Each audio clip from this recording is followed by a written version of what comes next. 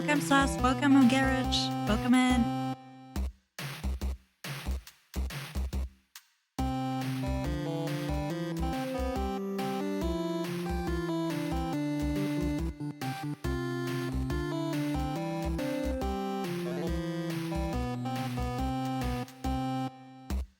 I have a bit of a headache, but otherwise I'm doing great. It was a very long day.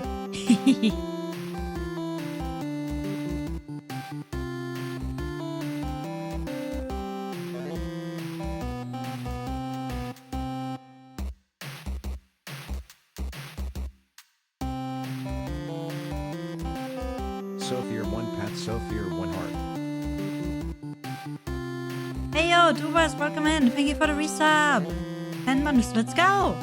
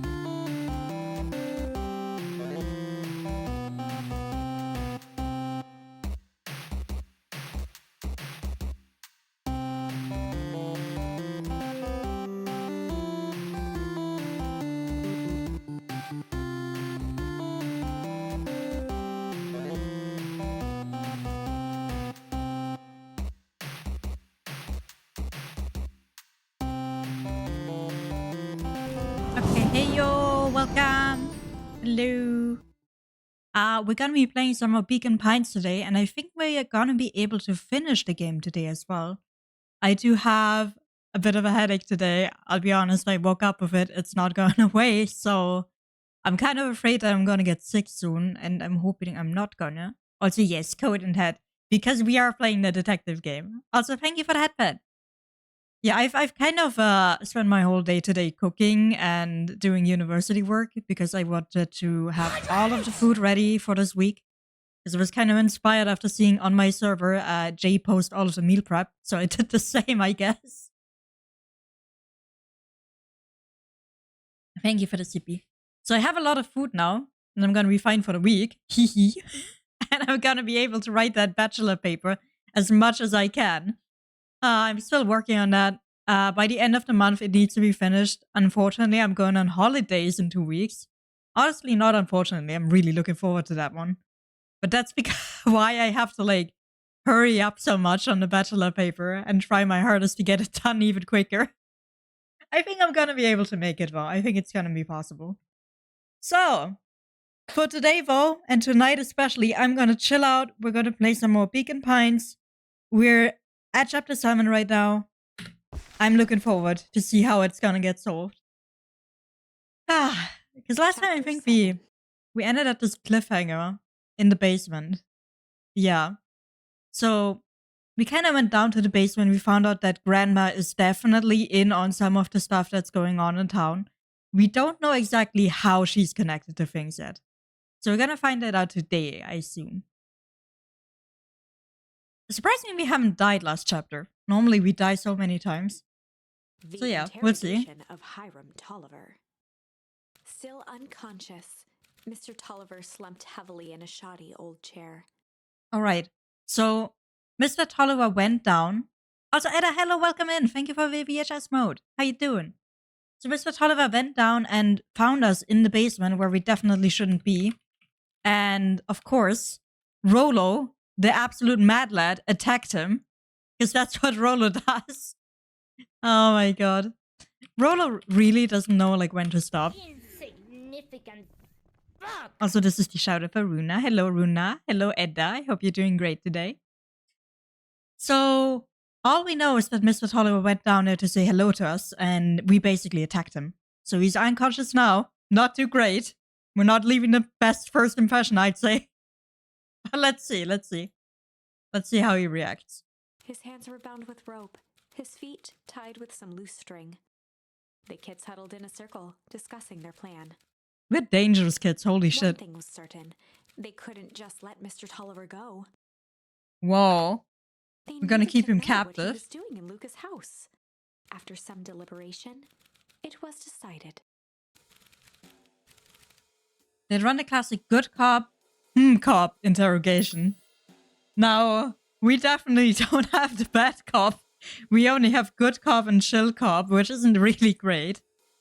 But let's see what the chill cop does, right? Because we don't really have an option. Boomer detected. Chill cop interrogation. So hi Alexoid, welcome. The psycho chicken is alive. Ayo, I'm not looking that psycho, okay? I'm just in my VHS mode having a great time here in the detective story. Please do not address me as psycho chicken. Okay. I'll handle this. Just gotta play it cool. Luca walked calmly to the light switch, flicking it off and on a few times. Okay. So we're waking him up. Mr. Tolliver shook his head, gathering his wits. Poor Tolliver, literally. He's done nothing. Golly, I sure got my bell He rung. looked over to find Luca, who returned a calming grin. Noir chicken on a cheap CRT TV. Nah. He looked over to find Luca, who returned a calming grin. Okay. Sorry, Mr. Tolliver. This was all a big mistake. Luca, what's going on here? Why do you have me strapped down? No one's fault, really. Rolo just got a little startled. Rolo's here? Rolo and Beck emerged from hiding to give a timid wave. The poor dude, man. I feel so sorry for him. He was just checking what the hell is going on in the basement. Well, alright. Mistakes happen. You kids gave all Hiram a good scare.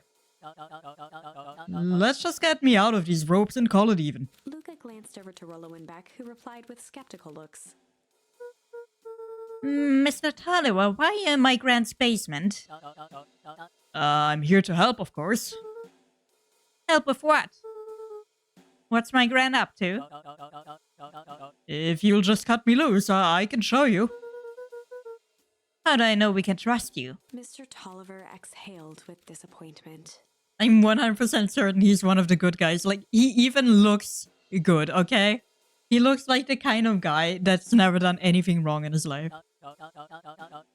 Luca, have I ever done wrong by you? See? What I'm saying, exactly. No.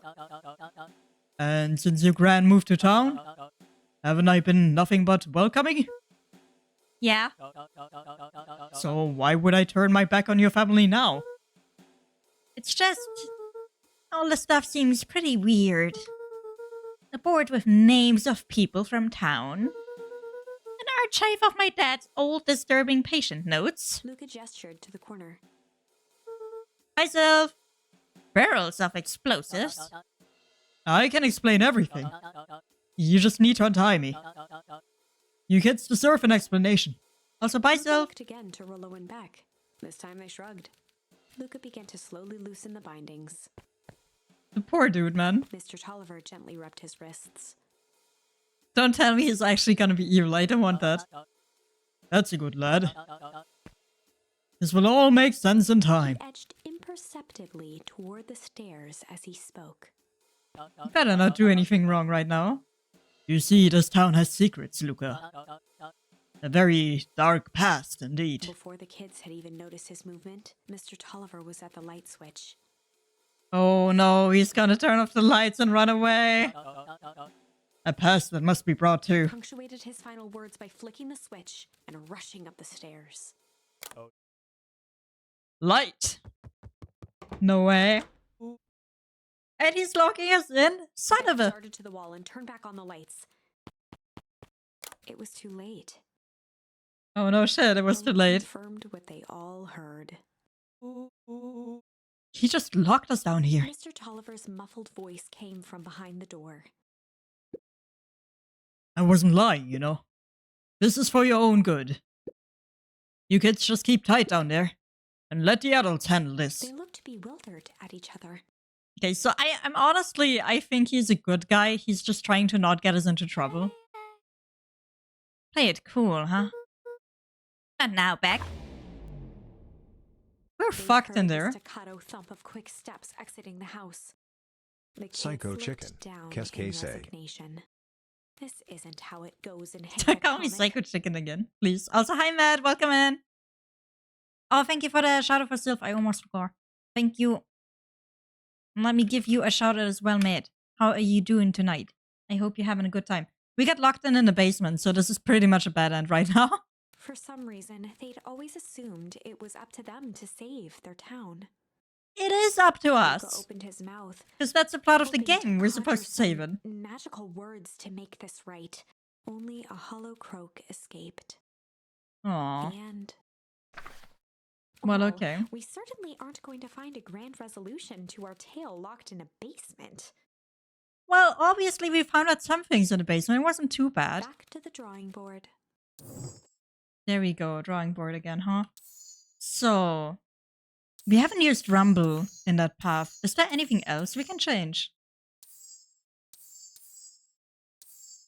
No, I think on every other path we did our things. So, let's go back here and try Rumble. I don't know what turning point in the story that was. Oh, the sky answered for him as the clouds began to rumble. Right, right. This is when we went for Rolo in the treehouse. Luca began to respond. So this time we can't go to the treehouse, I guess. As the clouds above began to rumble with ominous thunder. So going back in time. You sure we can make it home before the storm kicks off? Luca surveyed the roiling clouds. I'd say the odds are good. Maybe you should stay here and I'll just make a break for it. At that moment, the heavens opened up, unleashing torrential rain. Yeah, okay, so the weather changes, and this is what, like, makes it impossible for us to go back to the treehouse.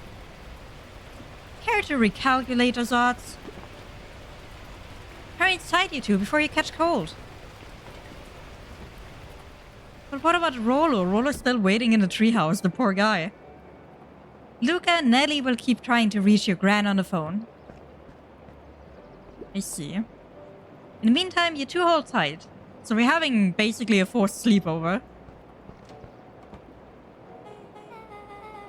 Sorry, not much to do up here. Most of my stuff is still in the boxes. Mind if I poke around? Be my guest. So, our friend here just moved to town very recently. Luca bent Let's see if we down to find examine anything. The bouquet of wilting flowers. Judging by the odor, they were well past their prime. Okay, wilting flowers. Pungent. We got something new. He flipped open the attached card. You do wonder how they're doing the voices in this game? What do you mean? Happy trails from Coach Walker and all the Fairview Condors. Oh, you mean like the Animal Crossing-esque voices they do for the characters? Good question. I have no idea, honestly. I kind of want to find out now. Well, you weren't kidding about poking around, huh? Oh, sorry. Was this from your old school? The most recent one, yeah. Like, I feel like it's kind of like in Animal Crossing, so the length of the word probably matters, and they do have pauses in between. So it kind of sounds as if they were talking in sentences, or and especially the sentence that we see. I don't know how they do it. Some schools gave me going away cards. Some did flowers. When they're really trying to feel good about themselves, they do both. So, you've moved a lot. Yeah, that's the thing with having a brilliant parent. There's always a better job somewhere else. These flowers would last longer if you put them in some water. That's the sort of thing I would do if I cared. Well, you cared enough to keep them, is all.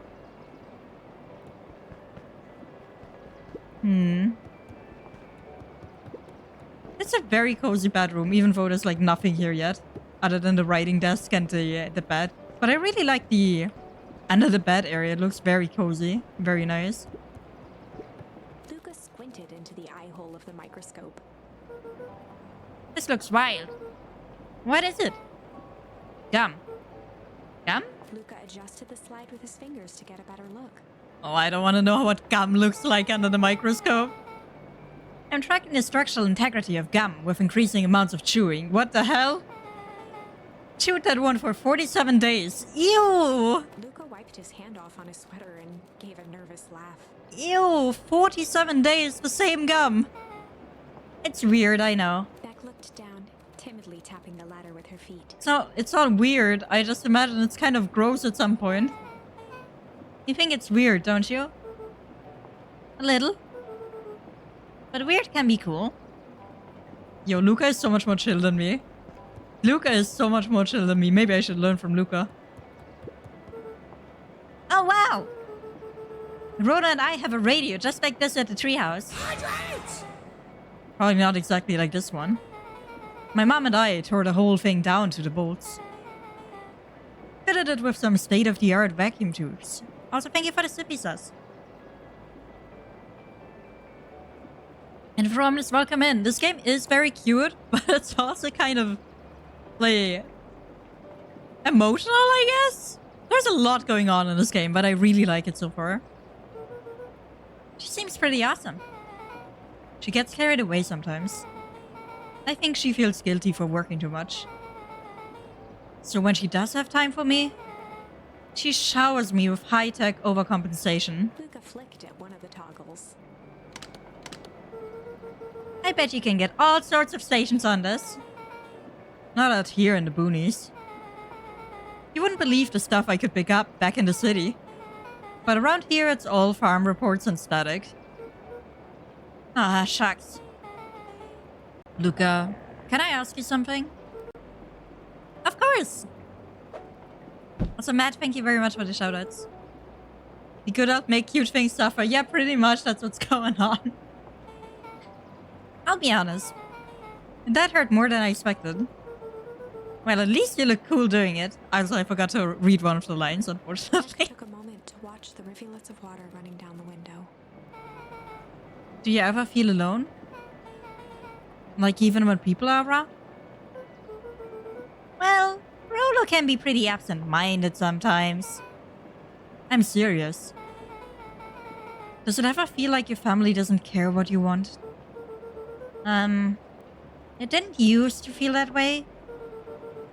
I know Gran loves me, but sometimes when she looks at me, it's like she's looking at a problem. Luca took a deep breath, exhaling slowly.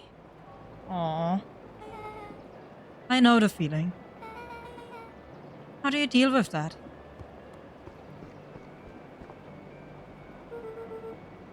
I guess I haven't yet. But one thing my dad told me when I was little: don't hold a grudge, especially against yourself. If you try to hold it all in, you're gonna pop.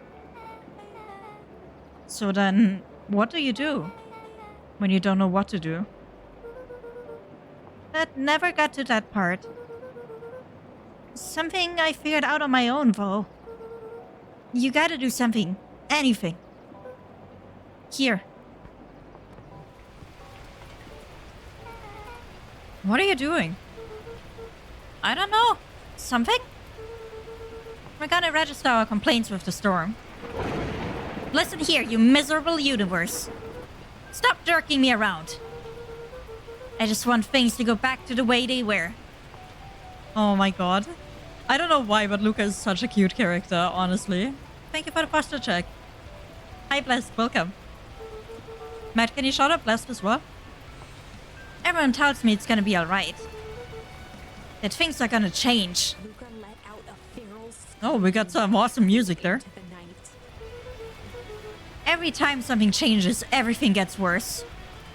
Screw this town. Whoa. Let me try. Moving sucks. I hate it. I hate that I hate it. Why can't I just deal with it and be happy for my mom? Why can't we just stay somewhere? Ah! Her voice dropped to a trembling whisper. I just want to be a normal kid. Beck brushed off her shirt and straightened up. There. Wow, I actually feel a little better. As abruptly as it began, the storm abated. That scene was honestly so cute between the two. They basically just met that day as well, which makes this so much more cute. Thanks, I needed that. Me too. I should head out before the rain starts up again. Sure, I'll walk you out. See you and Rolo at the festival? Sounds good. Luca, don't let the universe jerk you around. Beck gave Luca a light thump on the arm before heading Thank in. you, Matt. Chapter 5. Friendly Feud. That's actually insane. We went all the way from chapter 7 back to chapter 5 for this. The air was heavy with a hard rain's residue. Or chapter 4 even. Because we just finished chapter 4, basically. No, I don't think Voromis streams. Don't think so. The smell of wet things. Despite his dreary surroundings, Luca felt at peace. He'd never shared those details about his dad with anyone. Not even Rolo. But it's not like this changed anything. Rolo was still his best friend. Adding Beck to the group would help balance things out. Everything's better in threes. This is what Luca told himself as he headed to the treehouse. Okay. Catch up with Rolo at the treehouse. I don't think Rolo's gonna do so good after we've just left him alone in the thunderstorm, but let's see. Oh. That is here. Just like the last time. Hey Dawn, tracking down a lead? You bet. I heard a juicy new rumor. Turns out when Sharper Valentine died, he left behind a peculiar last will and testament. Peculiar how? He didn't just give his kids an inheritance, there were conditions. The bat is super cute, yeah. I really like the bat's design and the outfit overall. It's so good. But in general, like, all of the character designs in this game are so hyper cute and actually well done. The document stipulated that Aeris had to take on a child as her ward. A kid our age, who just showed up to town one night with a lawyer. Solomon? Bingo. So, Aeris was forced to take care of him. Yep, or she would have lost everything. Why would Sharper care so much about some random kid? Now, I have no idea anymore who Solomon is, unfortunately. Because it's been a while. Also, hi, Tyrus, welcome in. Yeah, we're doing bacon pies, not bacon. God damn it. Rumor has it old Sharper sowed some wild oats. That explains the way Aeris treats him. Poor Solomon. How did you find all this out? A good reporter never reveals her source, Luca. I forgot who Solomon is, and it's really bad, because that probably told us a lot about the story just now, and I don't remember. I honestly don't remember. Is Solomon maybe the dog boy we've met at some point? It's gotta be. So I can't think of any other character at this point that has that name. I'd better not dilly-dally. Gotta get to the treehouse. Yeah, sure. We can at some point. No bees. Okay, let's go to the treehouse then. King Solomon? Nah. I don't think it's a king. But I think Solomon may be the son of like a rich family. But apparently he's been adopted. Apparently he's not part of the family, as far as we just heard. He was taken in. We'll find out soon enough. I guess. I hope? There's so many mysteries still in the... Like, literally, we have no idea what's going on in town.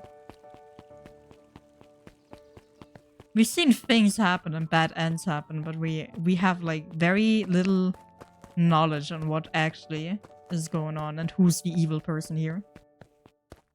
I'm guessing so far that there's 2 evil factions in town. Oh yeah, the presentation shop of Valentine. We've already been there. Let's go. Up. Did you beat Easton in Pokemon? No. That is why I'm a chicken today, actually. I gotta be a chicken for a whole week now. Because I failed. I will say it was kind of close at some point though, but I absolutely failed. Because I forgot to buy revives. And I didn't have enough revives at the end of the league. It was very, very, very tough. And I think Easton took also 2 tries, but unfortunately he made it before me. Excuse me, what are you doing? Just locking up for the night, sir. Oh, wonderful. I can only assume this means all festival preparations have been completed ahead of schedule. Not exactly, sir. The storm set us back a bit and it's getting late, so we all decided to... You all decided? Yes, sir. I was unaware that your job involved deciding things.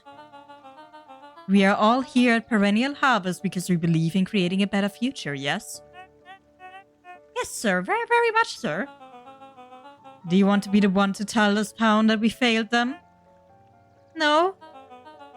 That we gave up because there was a little rainstorm and we all got sleepy? Of course not, sir. Good, then it's decided. Yes, sir. We'll work till the task is done. See that you do. Our harvest awaits. Oh dear. They are having some company issues, for sure. The back hurts. You transported 3 times 65-liter canisters worth of dirt. How are you even lifting a 65-liter canister is my question here. Holy shit. I don't think I could do that. I don't think I can lift that much.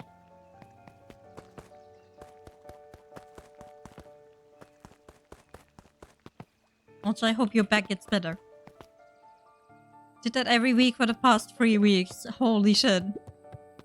How are you living at this point? Rolo, are you still up there? No way, has Rolo been waiting for the entire thunderstorm? I'm sorry, Rolo isn't accepting visitors at the moment. Come back never. Luca had only ever heard him speak in this stiff yet gentle tone a few times. Rolo's really pissed at us. Oh no. And it always meant one thing. You're upset. Oh, what makes you say that? Maybe because my best friend abandoned me for no reason. I didn't abandon you. Okay, let's just recap what happened here. So Luca told Rolo, let's meet at the treehouse in the morning. It is currently fucking nighttime. You absolutely did abandon him. I'm just a little late. You're very late. Scoffed. The rain helped me up. Liar. You weren't even home. What? The storm got bad and I got worried. So I went looking for you. Imagine my surprise when I made it to your house and you weren't there. I hadn't made it back yet. I'm not a fool, Luca. It doesn't take all day to deliver some jam. No, that storm rolled in out of nowhere. And I got stuck after dinner at Beck's. Luca stumbled on his words, knowing he'd said too much. Uh-oh. Uh-oh. So he's just gonna admit that instead of meeting his best friend, he went to meet some random person in town. Uh-oh. Beck? Dinner? What the heck is a Beck?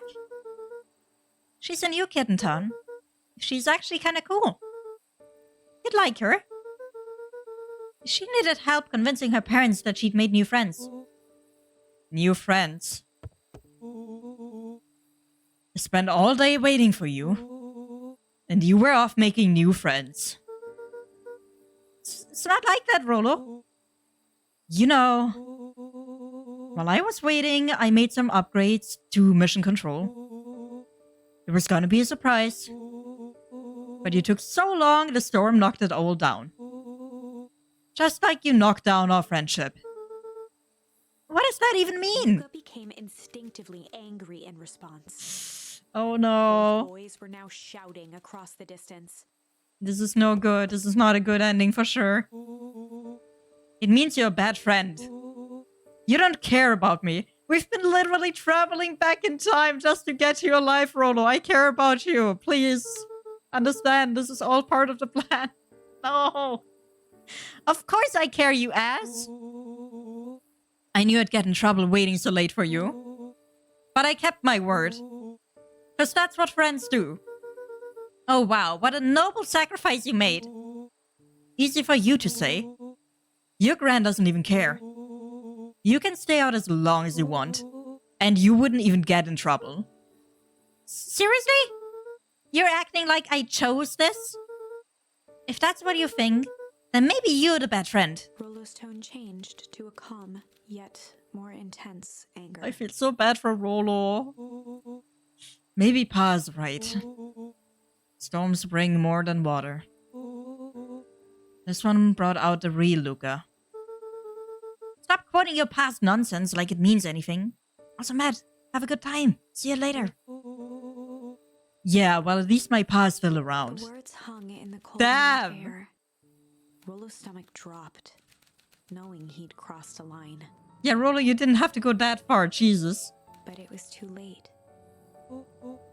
Luca, Good night, Rolo. Yeah, to be fair, at that point I would also fucking leave, because that's just a no-go. You can't do that. Unter der Gürtellinie, indeed. That's a little bit too far. I understand Rolo being super mad, but this is Luca just a dug little through bit his too old much. stuff, Also, not Tyrus, even thank you so much sure for the what he gifted was sub to looking for. Garage. Thank you. Very nice of you. Dude, that's 54 subscriptions. Holy shit, Tyrus. That is so many. That is so many gifted subscriptions. Call me a bad friend. Oh, I'm Rolo. Look at me and my amazing family. Okay, buddy, you can stop raging now. It's not gonna get you anywhere, okay? We can stop. Okay, maybe we can't stop. Maybe we have to do this right now. Aw, goddammit. Luca. Luca, please. We're going to bed? Okay. I guess I'm just never supposed to make new friends. No, don't weep! Oh no. Luca? Gran cooed gently from the hallway. You slept straight through breakfast. Luca, are you alright? I'm fine. Just don't feel like getting up yet. Okay, I'll leave this oatmeal by the door. I've gotta run out and take care of some things. Okay. I'll be back later to check in. Sure. Luca just wanted to be alone. Do I see some emotional blackmail? Perhaps. Also, thank you so much for the gifted stuff to Feromnis as well. Thank you. Thank you, Tyrus.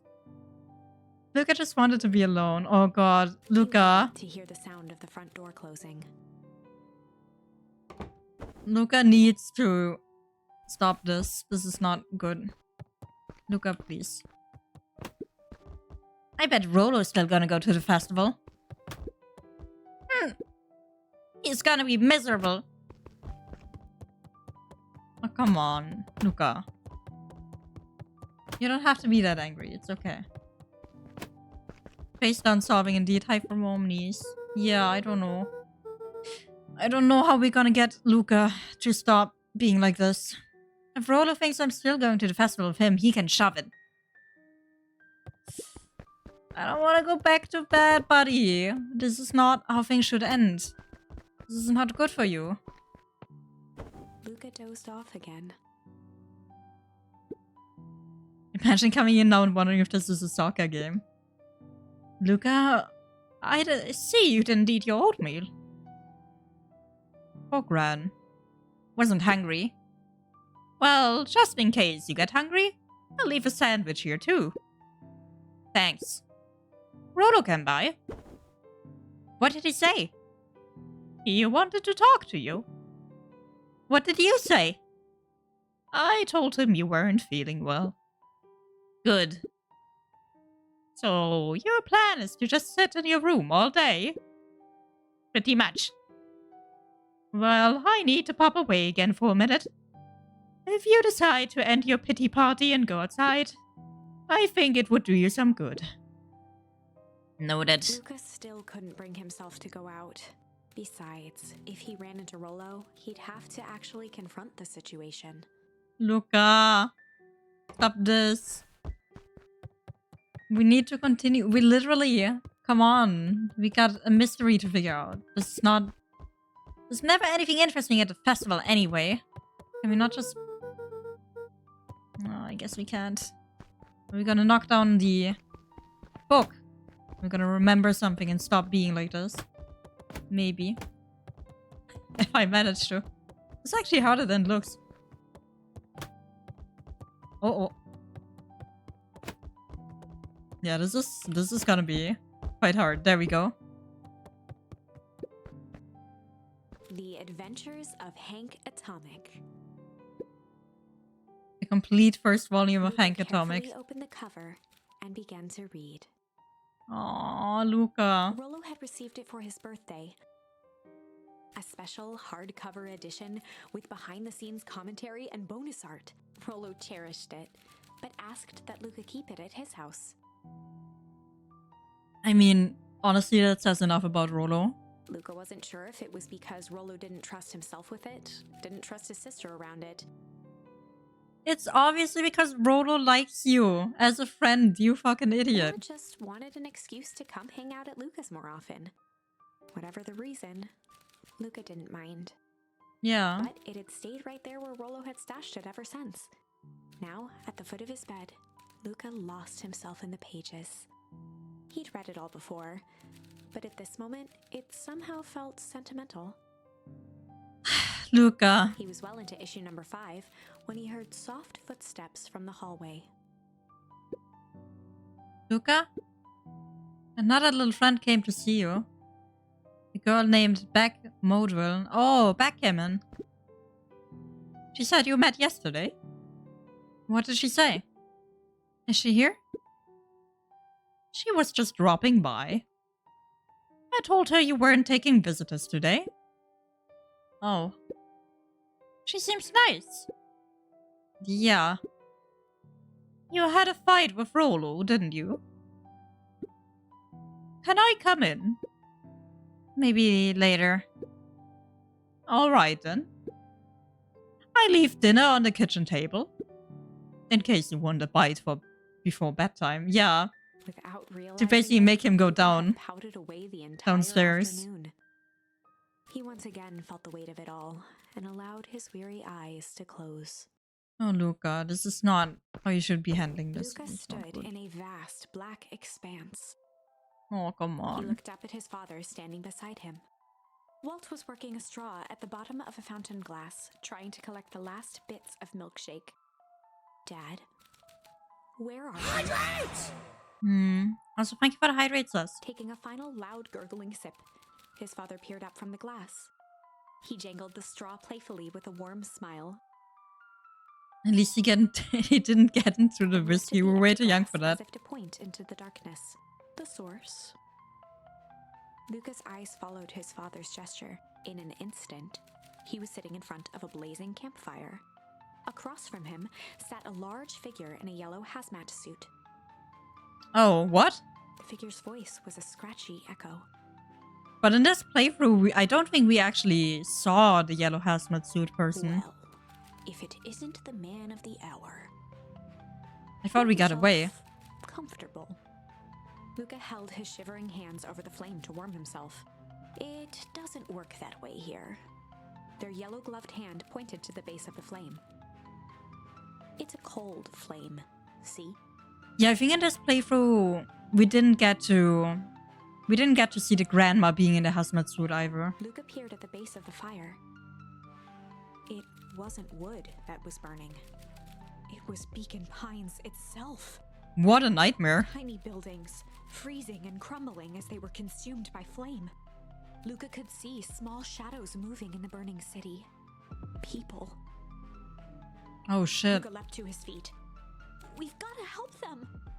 The figure gave a dismissive wave of their hand. Why waste energy helping people who can't even help themselves? Oh wow. The figure bent down to examine the panicked crowd as they desperately tried to stop the flames. We still don't really know what's gonna go down in town once the festival happens, but I guess the nightmare kind of hints at what's gonna They happen. only care about what's right in front of them. Oh damn. Not like us. Luca's voice was a trembling whisper. Us? The figure slowly stood up, grabbing its helmet with both hands. With a jolt and a twist, the suit emitted a gasp. Who is A it? cloud of torpid mist escaped, slowly revealing the face within. Luca's own face looked back at him. Okay. Older, worn, distant. So we're dreaming of future us being part of the hazmat suit The people. sensation was oddly familiar, as if he'd caught his own reflection by surprise in the mirror. Maybe it's The supposed to be doppelganger Dad. smiled. I tried to help once. He gestured towards his face. And all it got me was this. Lucas staggered back.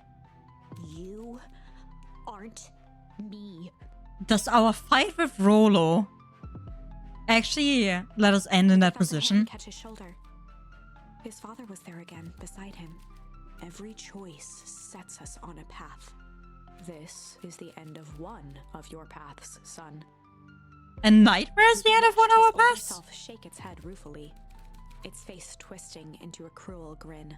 Welp, Dad, if you wanted him to see this, far be it from me to disappoint. Luca watched in shock as the figure took a confident step forward and plunged into the flames. So apparently there is a way we can end up as one of the evil people. Is that what I'm understanding In a here? flash of cold light, he was gone. What does all of this mean? Typical nightmare nonsense. Luca felt a reassuring squeeze on his shoulder. Just remember, why we choose matters just as much as what we choose. Okay. Luca woke up to see a hazy figure at the foot of his bed, silhouetted in the morning sun. Man? No, dear. It's only Gran. Luca rubbed his eyes. The kind, concerned face of his gran came into focus. How are you feeling? Fine. Anything you want to talk about? I don't feel like talking. That's just as well. How about you sit there and listen a bit?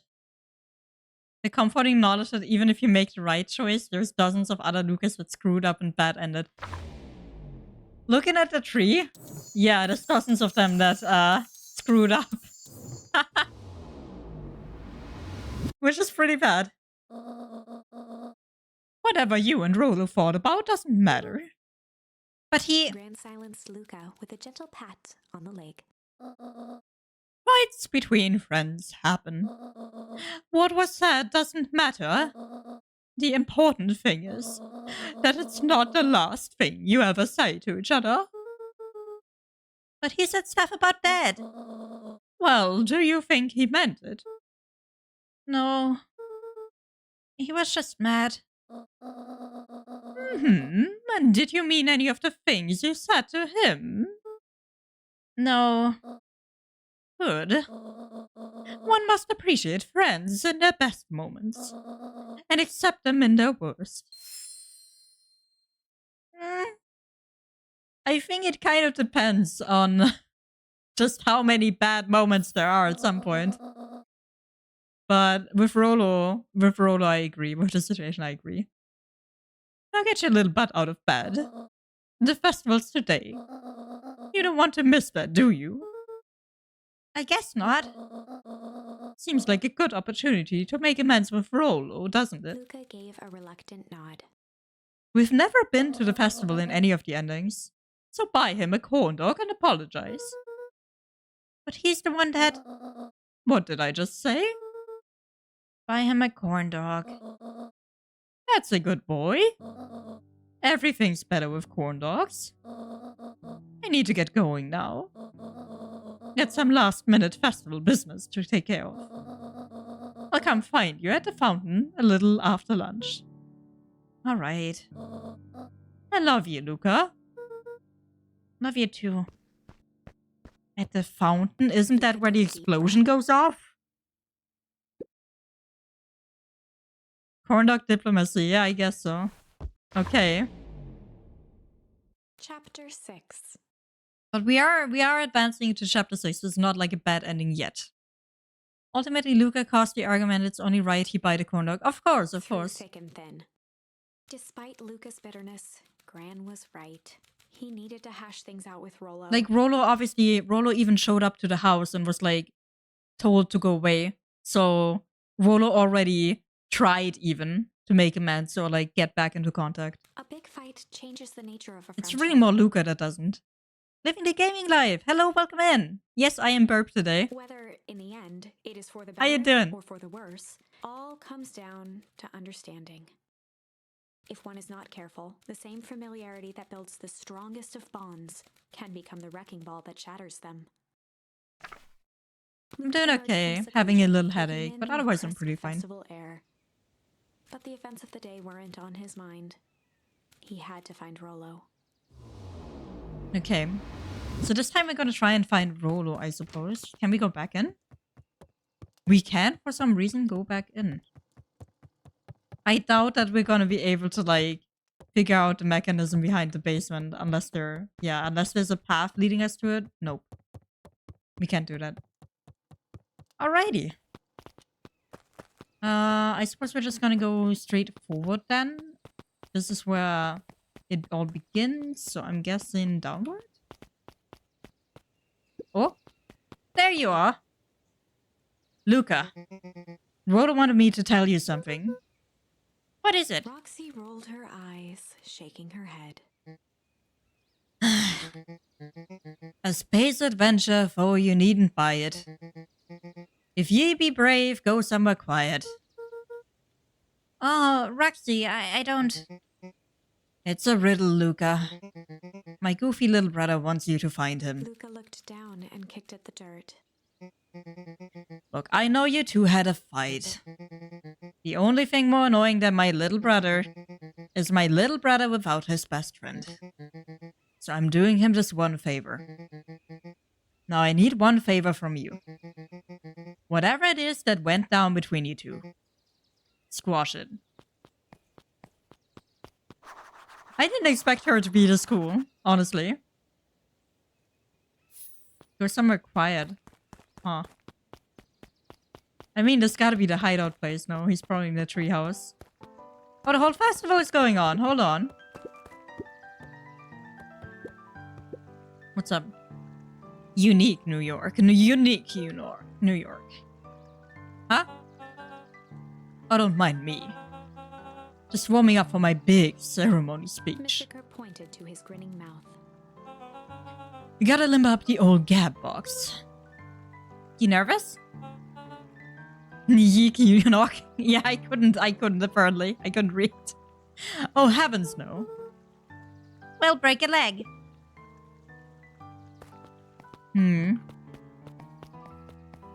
We got drinks? How goes the beetle hunt? Pretty rotten. I haven't seen so much as an exuviae. I have no idea what it is. And it's not just the beetles. This morning I couldn't find any critters at all. It's like everything that buzzes or skitters just packed up and left. I'm sure it's out there somewhere. Maybe all the commotion of the festival just spooked them. Yeah, maybe that's it. The buggers know what's up. Yeah. The buggers have left us a while ago now. There haven't even been any bees. Like, they keep commenting on the bees because there's a beehive a little further up. That's always empty for some reason. I don't know who Perennial Harvest thinks they're impressing with this ridiculous festival. Totally. The town's still falling apart. The weather's still cruddy. And this season's harvest looks like it's gonna be worse than last year's. You said it. No amount of corporate pandering is gonna change any of that. Exactly. But the lemonade at the drink stand over there does look pretty tasty. Fits. I'm still gonna be mad at them.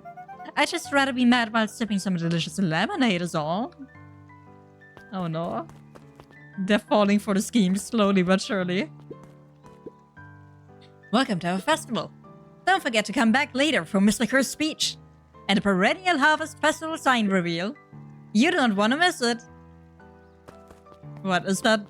Is that the hidden sign above? Oh my god. Let's see, what else do we have? Jeff was staring into the Oh, Jeff, my distance with a favorite. wistful look. Hey Jeff, everything alright? Yeah, everything's fine. I mean, used to be fine. This ain't right these days, you know? I really do, actually. Jeff turned to Luca with a furrowed brow, then gave an understanding nod. You do, don't you? For a moment, the two now shared that same wistful gaze. Aw, they bonding. You still asleep? Ain't moving. Yeah, Buddy's been asleep for 3 days now at this point. Hahaha, every single time. Yep. What they're doing. Wait for it. Unexplained sound once again noted. Like clockwork. What a bunch of drones. Haha. And to be fair, we did see that they're basically a bunch of clones, so might not be too far off from the reality. Not gonna lie. Let's see for the treehouse. Because I don't think we're finding anything new here. Mission control. Yeah, we're gonna go to mission control. Unless you have something new. Did you hear? After Mr. Kerr gives his big speech, they're gonna have the first annual biggest catch competition. As long as a boot qualifies as a catch, I'm a shoo-in. Good luck. Aww. He's gonna have his big moment, apparently. Also, thank you for the sippy sauce.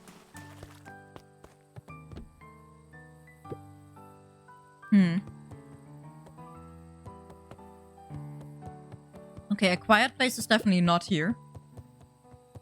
You can say that much. We could be hanging out here, but it's not really gonna get us anywhere. Let me double check the area if there's anything. Oh wait, there is. Luca looked up at the satellite dish. Rolo nearly killed himself putting that up into the tree. Pole. Okay, so we did get something new by coming While it here. didn't turn the radio into an interstellar communicator, as he'd hoped. It did at least boost the signal enough to overhear truckers one town over. Did he go to the closed off place? Is that where he is? I hope not. So it's gonna be kind of dangerous. Let's see. But I'm glad we checked over there because obviously we got a charm. Oh, there's a lot going on in town. This is the first time I've seen this many smiling faces since the fall harvest. I had my doubts about perennial harvest, but I must admit they do put on a nice party. Yeah, they're everywhere now. The most welcoming of welcomes. Would you like to share your thoughts? We always strive to improve. Nope. Good idea. Do not share your thoughts with them. Who are you? I don't think we've seen you before. Oh, Piper. Piper, you're actually taking a break from studying? I wanted to see what all the festival fuss is about, but I can't help but notice you still brought your backpack full of books. Yeah. Yeah. So what you got in there? Books. We're not really finding out anything here either. Maybe the dead grave. Yeah, I think the dead grave is like all the way at the start. We could check that out. Do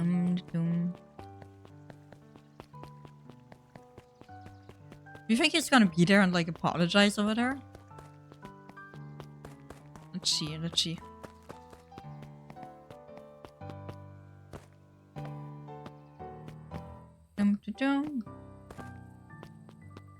So this is where the grave is. But I'm not really seeing anything here, so... I'm guessing this is not the quiet place.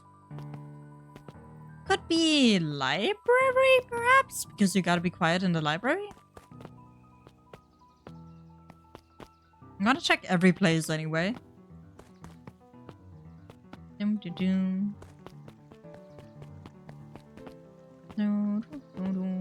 Also, Felix, thank you for the posture check. Thank you very much.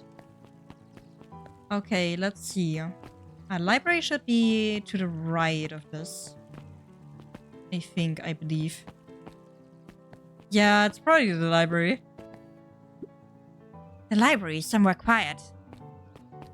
Okay, well, we know where we need to go. But I do feel like checking out some places beforehand, honestly. Because now that I found out we can actually get some charms around here. It might be worth at least looking around.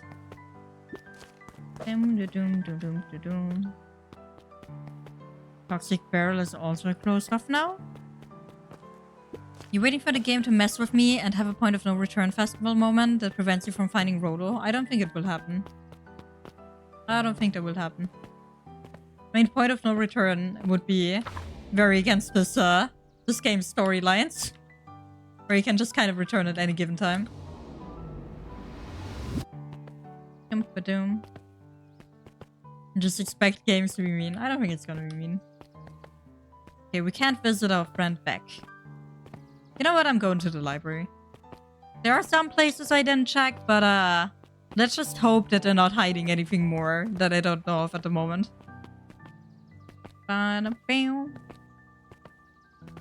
Old games are mean to be mean. Hiya, Luca. Kato's eyes lit with excitement. I've been expecting you. Bravo in deciphering the first riddle. Oh no, there's many. There's more than one. The first? Oh, you didn't think that was all, did you? Rolo does go all out, doesn't he? Kato straightened up and cleared his throat as if preparing to sing. Oh, he's so excited. Ahem! On planet Farpole, you may take issue. When the fifth king dies, you'll need a tissue. Kato stared at Luca eagerly. What? Get it? Absolute not. Absolutely not. Want me to tell you? No, it's okay. Let me figure it out. Don't tell me! Alright, when you find it, bring it here to be verified. And if you decide you want a hint, the offer still stands. Is it about the issue that we still have that we were reading? Luca grabbed Natural Photography, Volume 5, from the shelf. Once you've got a book, you can either bring it here to me or just grab a different one. Yeah, that's not it. Luca grabbed The Modern Science of Atomic Radiation. Also not it. Luca grabbed The Adventures of Hank Atomic, issue number 4, from the... Luca grabbed The Adventures of Hank Atomic... Issue number 5, I think, no? Where's the riddle again? Luca grabbed the... Okay, we got 5 pillars of something. Issue with self-help. 500 meals for one. Yeah, it's definitely one of the Hank Atomic ones. I think it's the 5th issue? Luca grabbed The Adventure... So I'm gonna grab this one and see how it goes. Ah, you found it! Removed his book from There we the go. desk and replaced it with Luca's, turning on the lamp. I thought we had to get the issue that we have at home at first. As he slid the book under the purple light, 2 words glowed. The Adventures of Hank Atomic, issue 5. Nice. Luca clicked his tongue with recognition. Rolo's cipher pen. He used to write secret messages everywhere with that. And only I had the special flashlight needed to reveal it. But I lost it. Well, apparently you traded Jaw for this purple light bulb. Parted with his entire Halloween candy stash. Oh, Rolo. Now, let's see here. Kato began flipping through the pages, stopping when he hit a glowing word. It's just this, is this just the chapter that's gonna make Luca feel really, really bad about himself? Get away with such a He grift. continued flipping. Only found in grub card. Reaching the end of the book, Kato looked up. Grub card. That's it. Grift in grub card. Grifton. Griffin. Griffin's grub card. He wants me to go to Griffin's snack stand. I have no idea what it is. Brilliant. I guess you're off then. Good luck on the rest of the scavenger hunt. Thanks, Kato. Okay. Let's find the snack stand. It's gotta be somewhere around town, no? Either down below or up above. Rolo wants the corn dog for sure. There it is. Hey, Griffin. Did Rolo come? Before Luca could finish his sentence, Griffin handed him a corn dog. Oh, that's it? Bought and paid for. Enjoy. I thought there was supposed to be a riddle or something. He shrugged, taking a sizable bite out of the corn dog. Yuck. It's cold. Oh yeah, that's been sitting here for a while. Rolo wanted me to be sure to give you that one especially. Well, that's Luca just... tongued at his cheeks, feeling something rough between his teeth. What the fuck? Is something He stuck reached in into there? his mouth and pulled out a slip of paper. Hey, that's dangerous. Don't do that. Okay, paper is maybe not that He dangerous, shook but off the still. bits of corn dog to read the slip. A pickup when you need some pep. Near the fountain, up the Luca step. finished off the remainder of the corn dog. This is getting to be a whole thing. Near the fountain, up the step. I don't know where the fountain is. Isn't the fountain here? Up the step is here. Easy. Easy. Oh no. Go back up. No. Go. Stay there. There we go. Don't forget to get a corn dog for Rolo, yes. True. Can I get one? I don't think we can. Yeah, we can't get one. We are not allowed to have one. But we did get a cold one. For ourselves, that we ate also. Okay, next riddle. There you are, Luca. There's no way I'm actually doing this. It's way below my pay grade. Oh, come on, you big stuff. Let the kids have some fun. Fine. But Rolo owes me He one. waved his hands around sarcastically as he began. What takes flight but has no wings? Your final task a friendship brings. See, that wasn't so hard. Hard. Let's go. I feel cheapened somehow.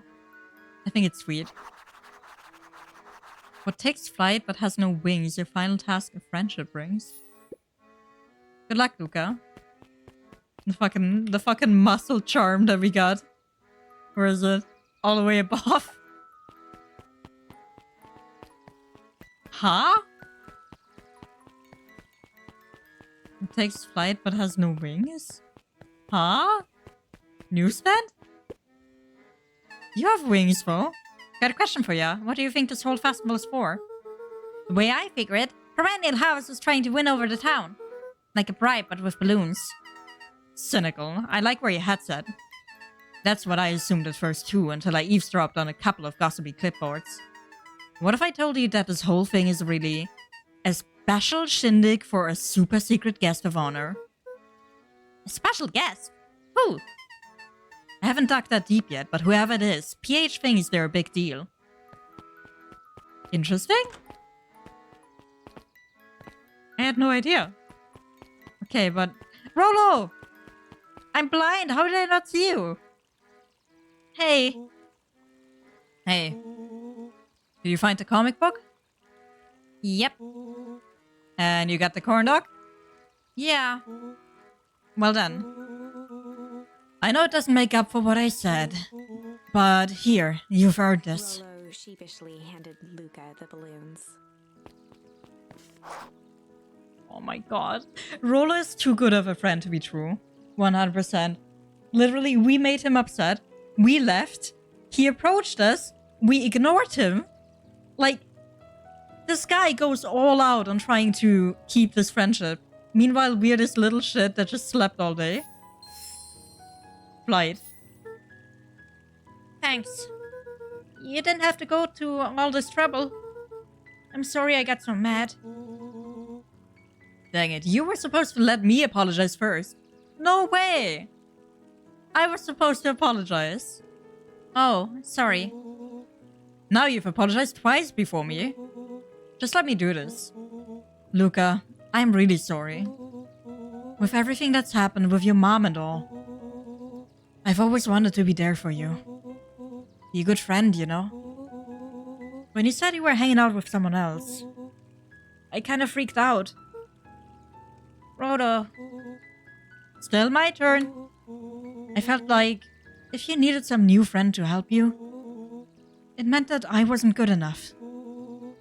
But that was selfish and wrong. I was wrong. I'm so sorry, Luca. Okay, apology over.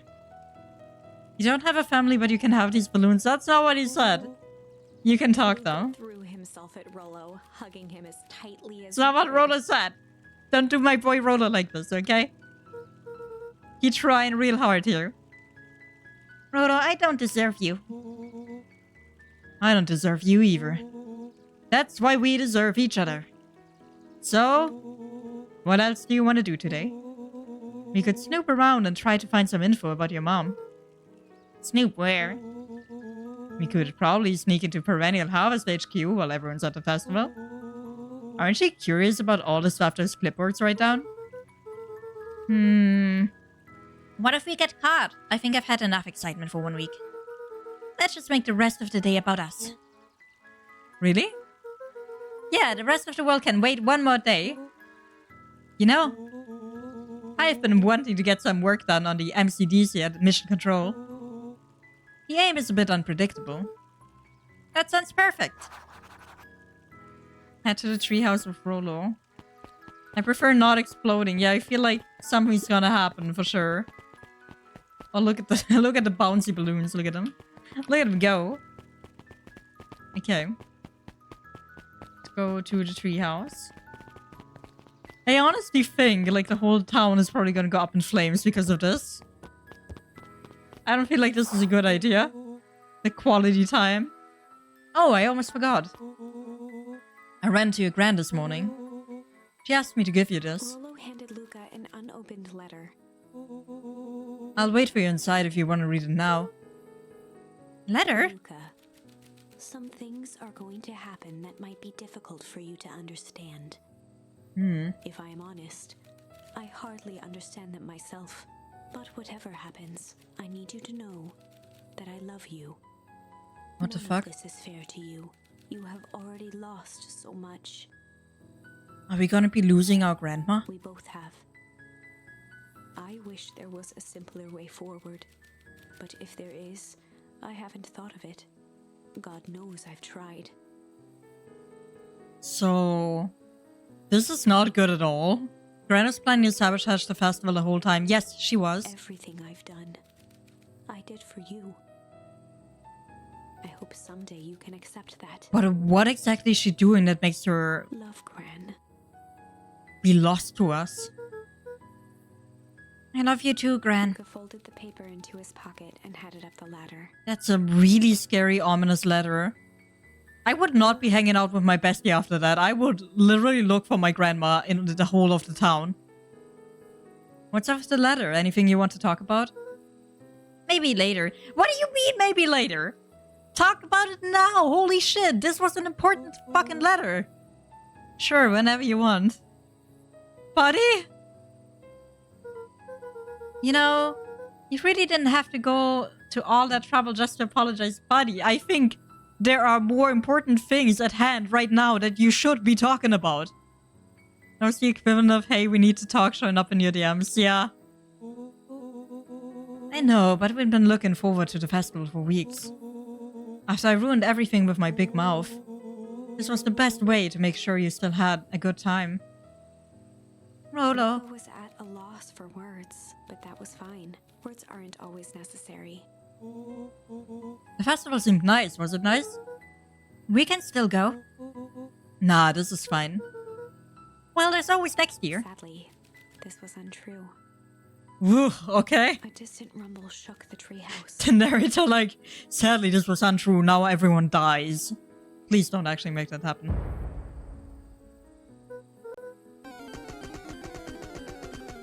This is not the moment for that. Jesus, this is really not the moment for that. Why? Why so? Like, honestly. But still, I'll take it. Huh? What was that? Oh man, we missed the fireworks? It was not fireworks. It was something the boys couldn't possibly comprehend. Please don't tell me people got blown up in town. Something as old and cruel as time itself.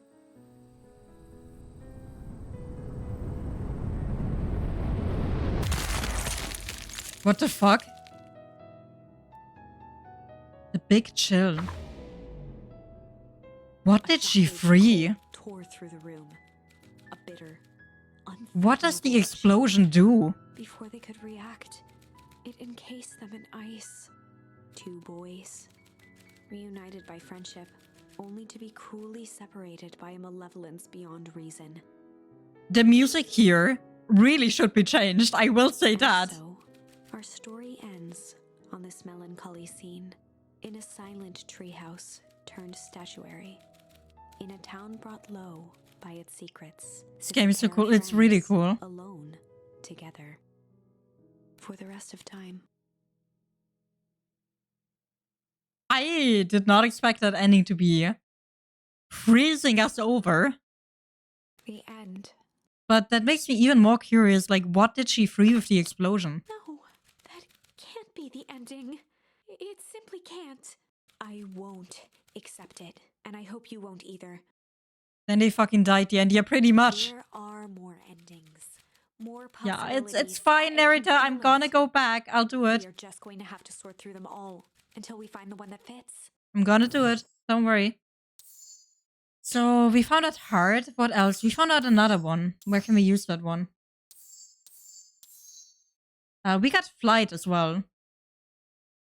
And this tree goes a little further, but it ends up in the bad end again. We don't have what's necessary for this.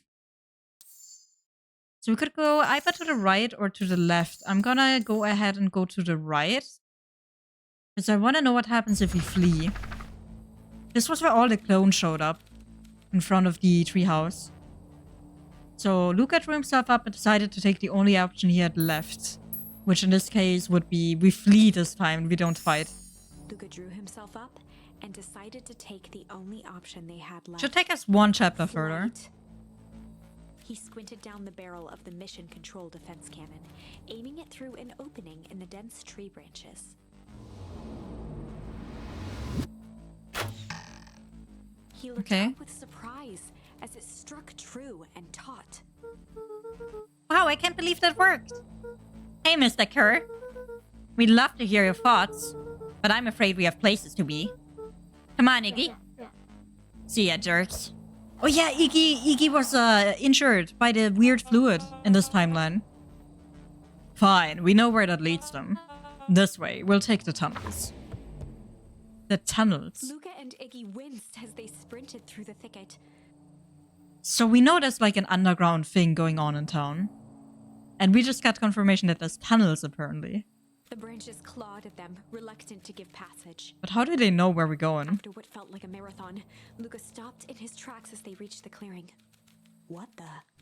That was all he was able to say before Iggy slammed into his back. The boys tumbled down a steep decline and crashed with a wheezing thud on a surface as hard as ice. In fact, it was ice. The ice again. Chapter 5. Signs. They stood silently, catching their breath. The sky was like sapphire. With each breath, a plume of steam escaped from Luca's lungs. So there is something going on with apparently a big block of Let's ice. keep moving. Luca pulled Iggy to his feet as they gazed across a snowy terrain. Oh, this is on the day of the festival where the big chill happens. That is what we're seeing right now. That was actually pretty badass.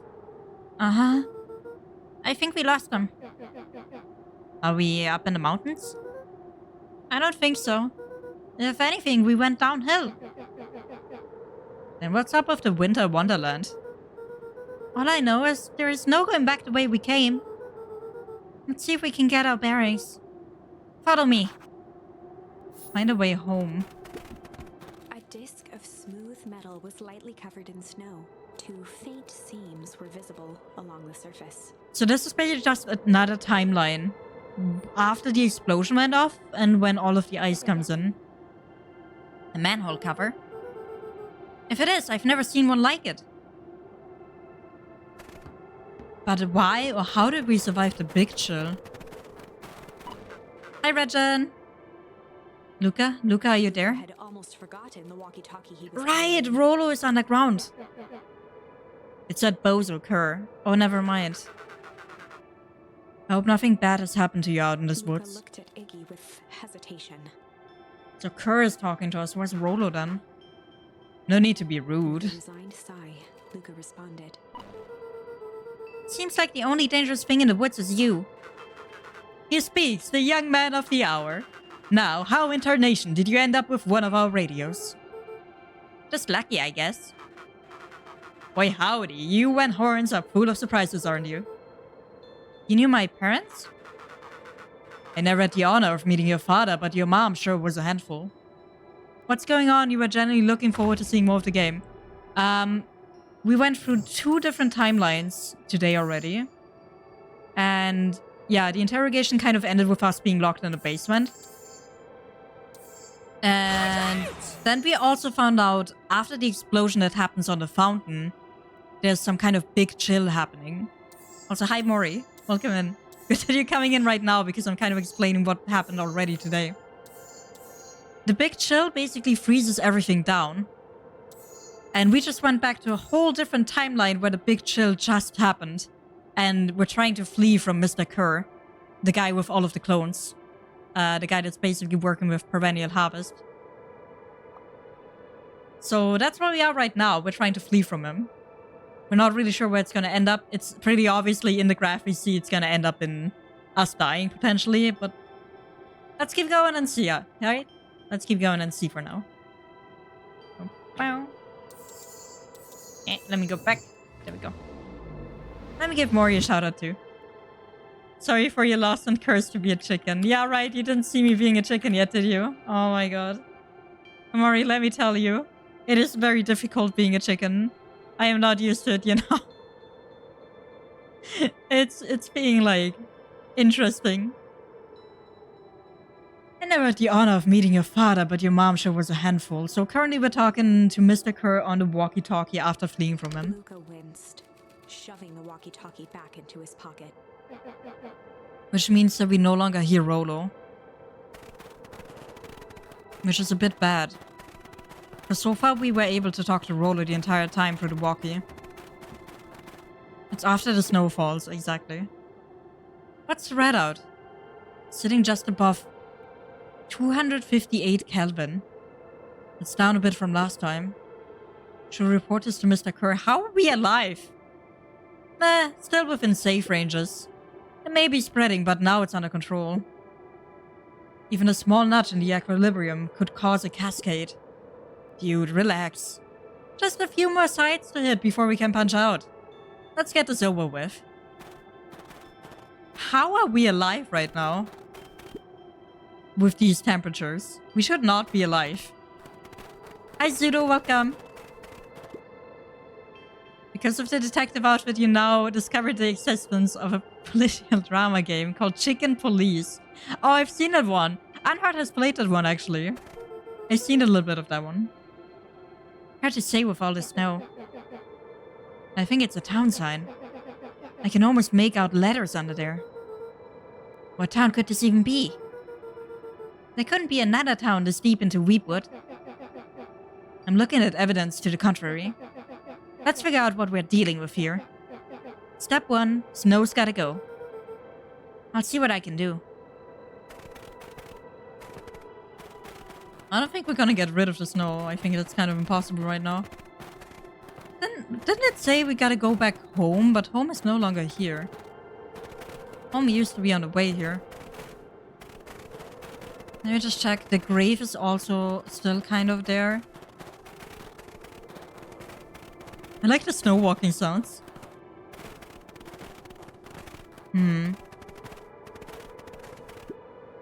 In situations such as these, I find it best to check stuff first and ask questions second.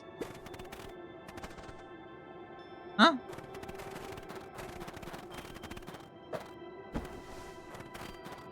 Welcome to Beacon Pines. The boys stared in disbelief at the sign that now clearly read.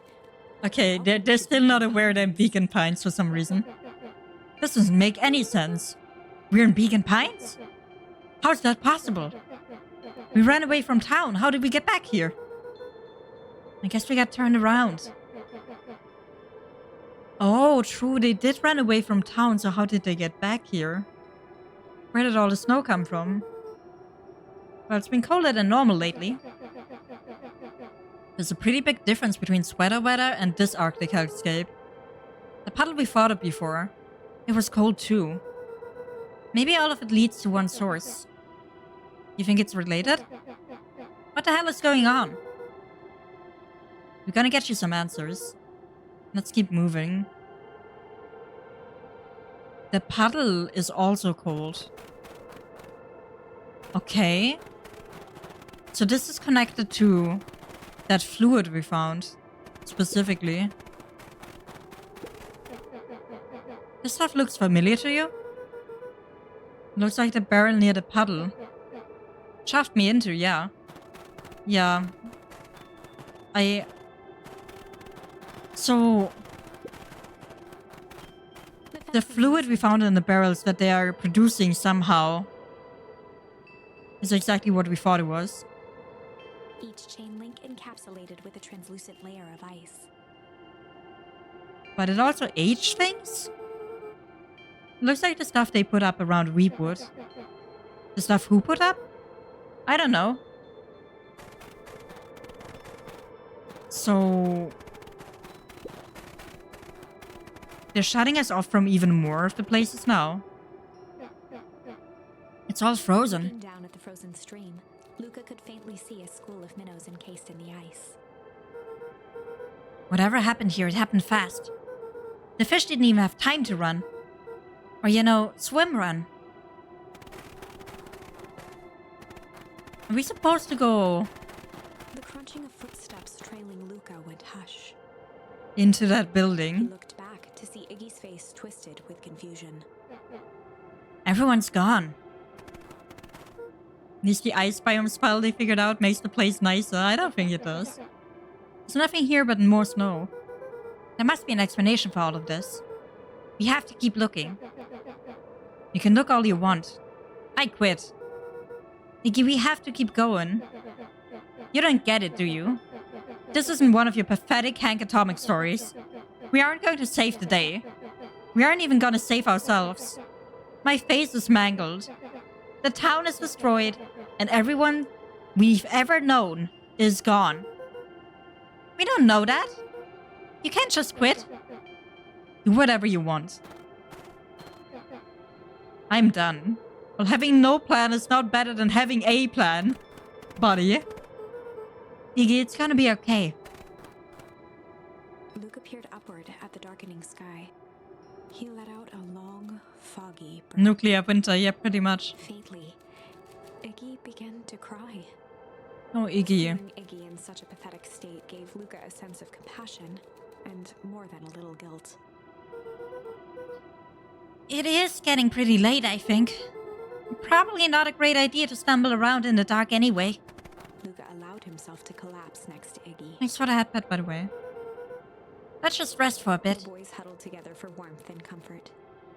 If not for exhaustion, their minds would be racing, trying to make sense of the events. The weird thing for me is that, like, even the villagers are literally, they're gone. They're nowhere to be found. All they had energy for was to sit in silence. Wouldn't they normally be frozen over or something? Or have they been collected?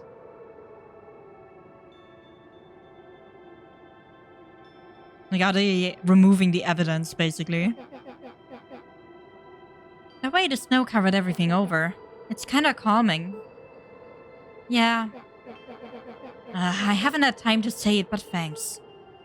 Huh? We're getting us away from those creeps. I sorta froze up back there. Pun intended. Iggy, I should be the one apologizing. This all happened because I lost my temper. Nah, that's bull hockey. Knowing the decision tree, this did happen because you lost your temper. I'll keep quiet and pretend it didn't. First of all, you didn't know what that gang would do. You didn't, right? Of course not. And second, stop with this balloony about losing your temper. But I did lose my temper. Motioned sarcastically to his half-deformed face. Obviously. But that's exactly what he should have done. Huh? I was being a horse's ass. You were supposed to be a horse's ass in response. That's how it works. Iggy, I'm having a hard time following. You wanted me to fight you? Of course. Jeez, you goody-goody types take forever to understand this very basic point. Why would you go around saying cruel things trying to get into fights? Iggy shrugged. It's something I do. You're an asshole because you're bored? Sometimes I just feel empty. You wouldn't understand. You and Rolo are always having a blast together. Laughing and calling that dinky little treehouse mission control. Iggy now wept openly. Perfect little Luca Van Horn. With his perfect little life. My life is not perfect. Everybody in town likes you. Not everybody. Hell, that new girl hasn't even unpacked yet and she already likes you. You have He Tish. wiped his nose with a sleeve. I love Tish. Tish is great. But she ain't exactly the world's greatest conversationalist, you know? Holy shit, be grateful for what you have. Gave a warm chuckle. Buddy. I get that Iggy impression. cleared his throat as he wiped his eyes. It must be raining out here. Definitely. Iggy arched into a wide yawn. We should probably try to get some sleep. Yeah. Let's lay low for now. Tomorrow we'll get to the bottom of all of this. Luca's eyelids began to slowly drift shut. I don't think sleeping in the cold is gonna help you guys. Luca? Yeah? I always did want to see the inside of your dinky little treehouse. What do you think? Not bad. I'll give you the full tour when we get back. You know what? That's all Luca could whisper before succumbing to sleep. Iggy Oh, no. snuggled in some more. When it comes to worst days of my entire life, this one wasn't half bad. And I'm glad for Iggy to have, like, this kind of opening up scene. But aren't we gonna, like, die if we fall asleep in the middle of winter at that temperature? Make friend by bully always works in anime, yeah. Sleep in the open in the snow and you'll totally wake up. That's the Iggy thing. was playing with toy blocks They're on the dying, living no? rug. He looked up to see his parents on the couch. His mother held his father's head in her lap. She idly stroked his hair while humming a song. A voice behind Luca spoke. "This is how you remember them, huh?" Luca turned to see his own face. The doppelganger from his dream. I think we're dying. Still clad in a yellow hazmat suit. Still carrying a look of disdain behind empty eyes. And we're getting like a continuation of the dream we had in the other timeline. Aw, look at this perfectly cozy scene. You know it wasn't really like this. The figure picked up a toy block and inspected it. What? It's amazing the facades that one can build given the right materials. Not that I blame us. These are a child's memories, all warm and fuzzy. She's saying that we ignored something that was obviously You there. don't remember, do you? Lucas snatched the block from the figure's yellow-gloved hand. Remember what? The doppelganger pointed to the couch. The last day we saw him alive. Him? The day he chose to abandon us. Luca turned to look at his father, still lounging on the couch. That's not true. About the father, okay. He didn't abandon us. The doppelganger waved his hand dismissively. Everything is true here. It's just a matter of what we choose to see. Let me Doppelgangers. show you. The world Fucking weird. pulsed. Luca was sitting next to his bed, listening to his heartbeat with one of his dad's stethoscopes. The doppelganger limped into the room. No, we both know that's not how this went. He grabbed Luca's hand and guided the stethoscope to the floor. Luca heard muffled shouting, brought close by the stethoscope. Muffled shouting. It was his parents, fighting. So the parents kept fighting I then. remember what we did next. Luca gave a slow nod and crept down the hall to peek through the banister. He could see the outline of his mother at the bottom of the stairs. Damn it, Walt. We can't afford to get involved in this. She was scared. Can't afford to get involved in this. Are they involved in like the... They're probably involved in like the entire conspiracy that's going down in town. And that's what they're arguing about. What am I supposed to do? Just watch? There's a sickness in this town, and we both know who's behind it. A sickness? I swore an oath to help people. Hmm. I won't turn my back on them. Luca's mother grabbed Walt. She was crying. So Walt was going against what is happening in Can't town. lose you. Walt calmly removed Eleanor's hand from his shoulder. What's right is right, and what's wrong is wrong. I could never live with myself if I let Sharper get away with this. Sharper? Eleanor raised her voice. Spare me your bullshit platitudes. What about our son? Luca flinched, dropping the stethoscope down the stairs. Walt turned with a panicked smile. Luca, is that you, buddy? With tears in his eyes, Luca descended the stairs. Mom? Dad? What's going on? Poor Walt Luca. dropped to a knee to meet Luca eye to eye. Nothing, buckaroo. Your mom and I just got a little overexcited is all. Woof. Luca placed the stethoscope against his father's chest. His heart was racing. It sounded like you were going somewhere. So he did leave them behind in order to help Walt people? gently removed the Or device try from to? Luca's ears. Listen to me, Luca. I have some business to take care of. I'll be back in time. to Sounds pick you very up." ominous. Luca hugged his father tightly. Promise? Walt stood up and walked to the door. He glanced over his shoulder. I promise. With a wink and a grin, he put on his hat and strode out into the evening sun. Yeah, he probably never came back after that. Whoa! A figure approached soundlessly from We're the not foggy dead. snowfall. It stood above them, lingering in contemplation. Slowly raising one hand above Iggy, it snapped out 2 brisk raps on his head. From a deep slumber, Iggy sprang up defensively. Get your hands off me! It was the calming presence or the Who is recognition that? he was not in danger. Iggy felt his clenched fists lower. Just what do you think you're doing? Looked up, gradually remembering his whereabouts. The figure exhaled a cloud of warm vapor. You two certainly have caused a lot of commotion. What's that supposed to mean? Take it easy, Iggy. We're asleep minding our own business. You're the one running around knocking on people's heads. I'm sorry if I hurt you, Iggy. You didn't hurt nobody. Anybody. Huh? Oh, I see. You think you're better than me, you. When it came to complete strangers, Iggy had trouble cobbling together an insult. You big-headed, scarfy-necked furball. Mm-hmm. Okay, let's lower the temperature a bit here. Interesting choice of words. I mean, let's all just calm down. Who are you? A friend. An observer. A hitchhiker on the infinite expanse of possibility. Okay, buddy, stop being mysterious. Great. How about a name? If you must call me something, you can call me Ned. Iggy huffed with gratification. How about you make a little net? How about you make like a net and buzz off? Iggy, please. Nat began to turn Very around well. into No, the- don't go. Wait. Do you live here? You might say that. So you know where we are? You might also say that. Look, pal, we just want to find a safe way out of here. You gonna help us or not? Before knowing how to leave, one must know where they are.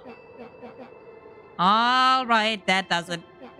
Luca, I don't know about you, but I'm getting out of here one way or another. Iggy turned sharply and began to stomp off. Iggy's fucking mad. Enough of the riddles. Iggy, wait up!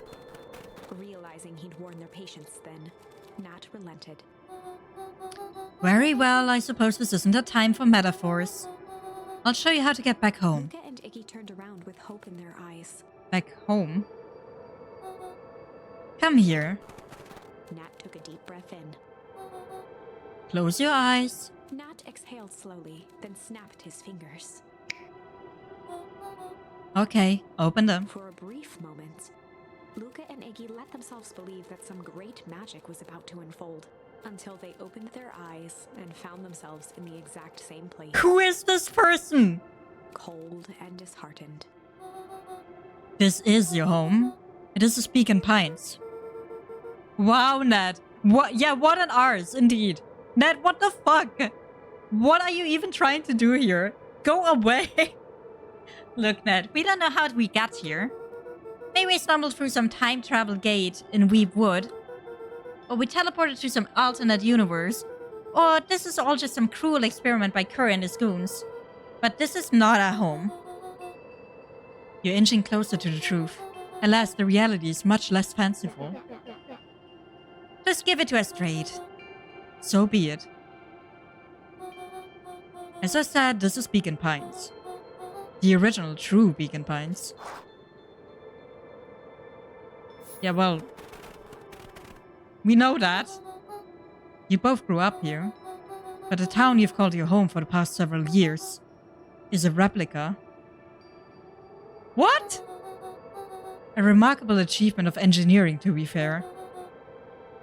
But a replica nonetheless. That's impossible. It's too much work. You need a whole town to replicate a whole town. Indeed, to pull off such a feat would require immense labor power. That which could be moved would be moved. That which could not would require a precise duplicate. We would have noticed. Someone would have noticed. You'd think so, unless the auditing was impeccable. A mind-numbing attention to detail. As for the innumerable trivialities which complete the tapestry, well, you can leave that to this miraculous thing we call a brain. What? So this is just... we're in a replica of the town? It has a real aversion to discontinuity.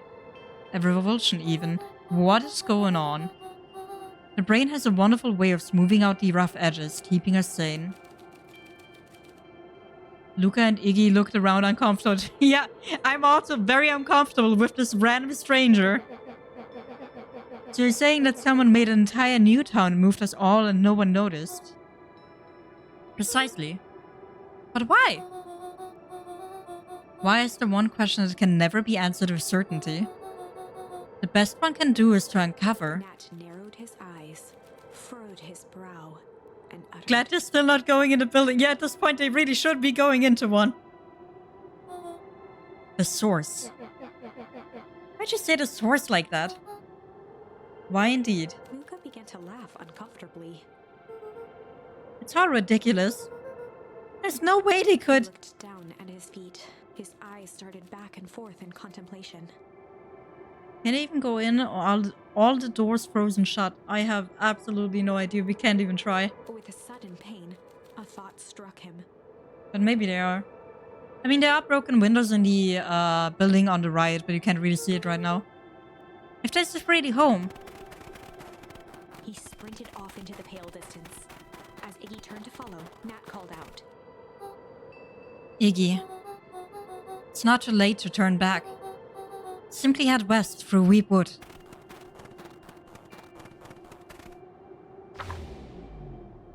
First of all, how did this person know our names? And second of all, what the fuck was that? Nat expressed his sympathy with a shrug and sauntered off as unassumingly as he'd arrived. He'd given Luca and Iggy what they needed, and nothing more. Okay. I'm not a fan of Nat. As Luca sprinted across the snow, the events of the past few days became clearer, pieces to a larger puzzle. Rolo said he was underground somewhere, captured. Thank you for the sippy. Mr. Kerr tried to cover it up with lies.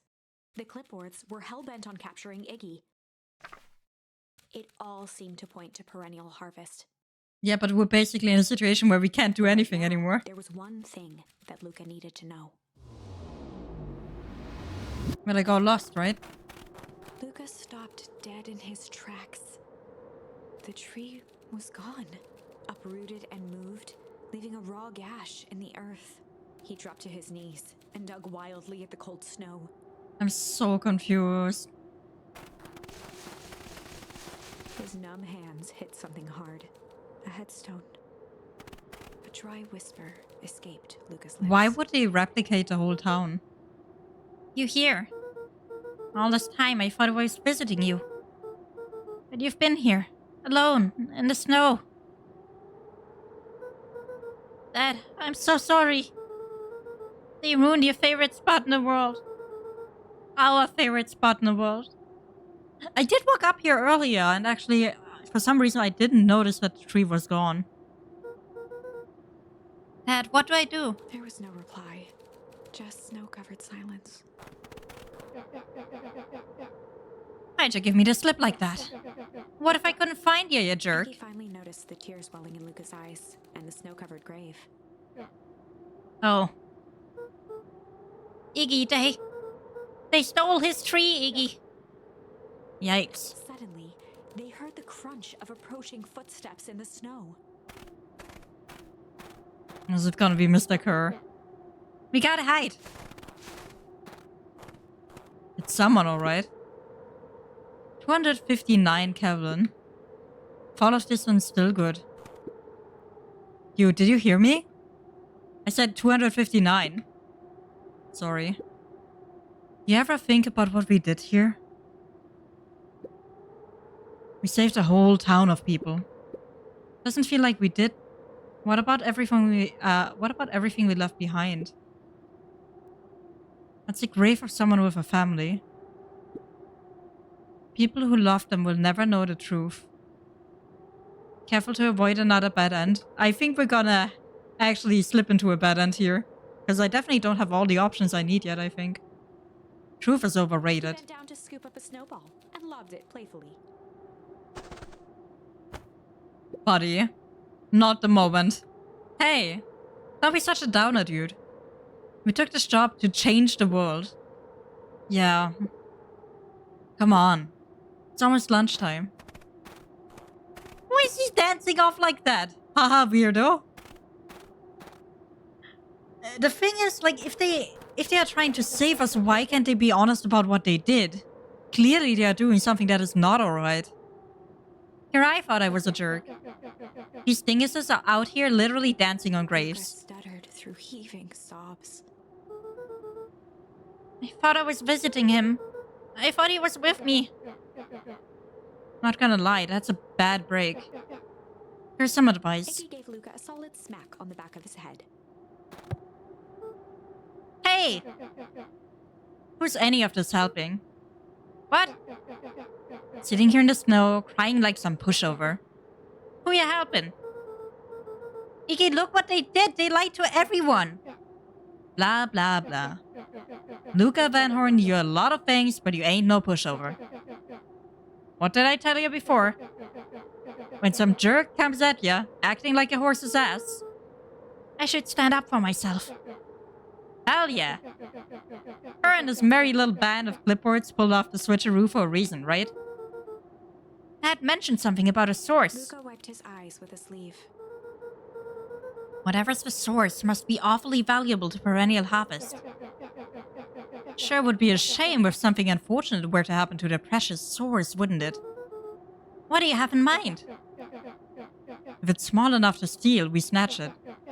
If it's too big to snatch, we smash it. And what if it's too big to smash? Iggy flashed a mischievous smile and cracked his knuckles. I'm always up for a challenge. I'm gonna make this right, Dad, I promise.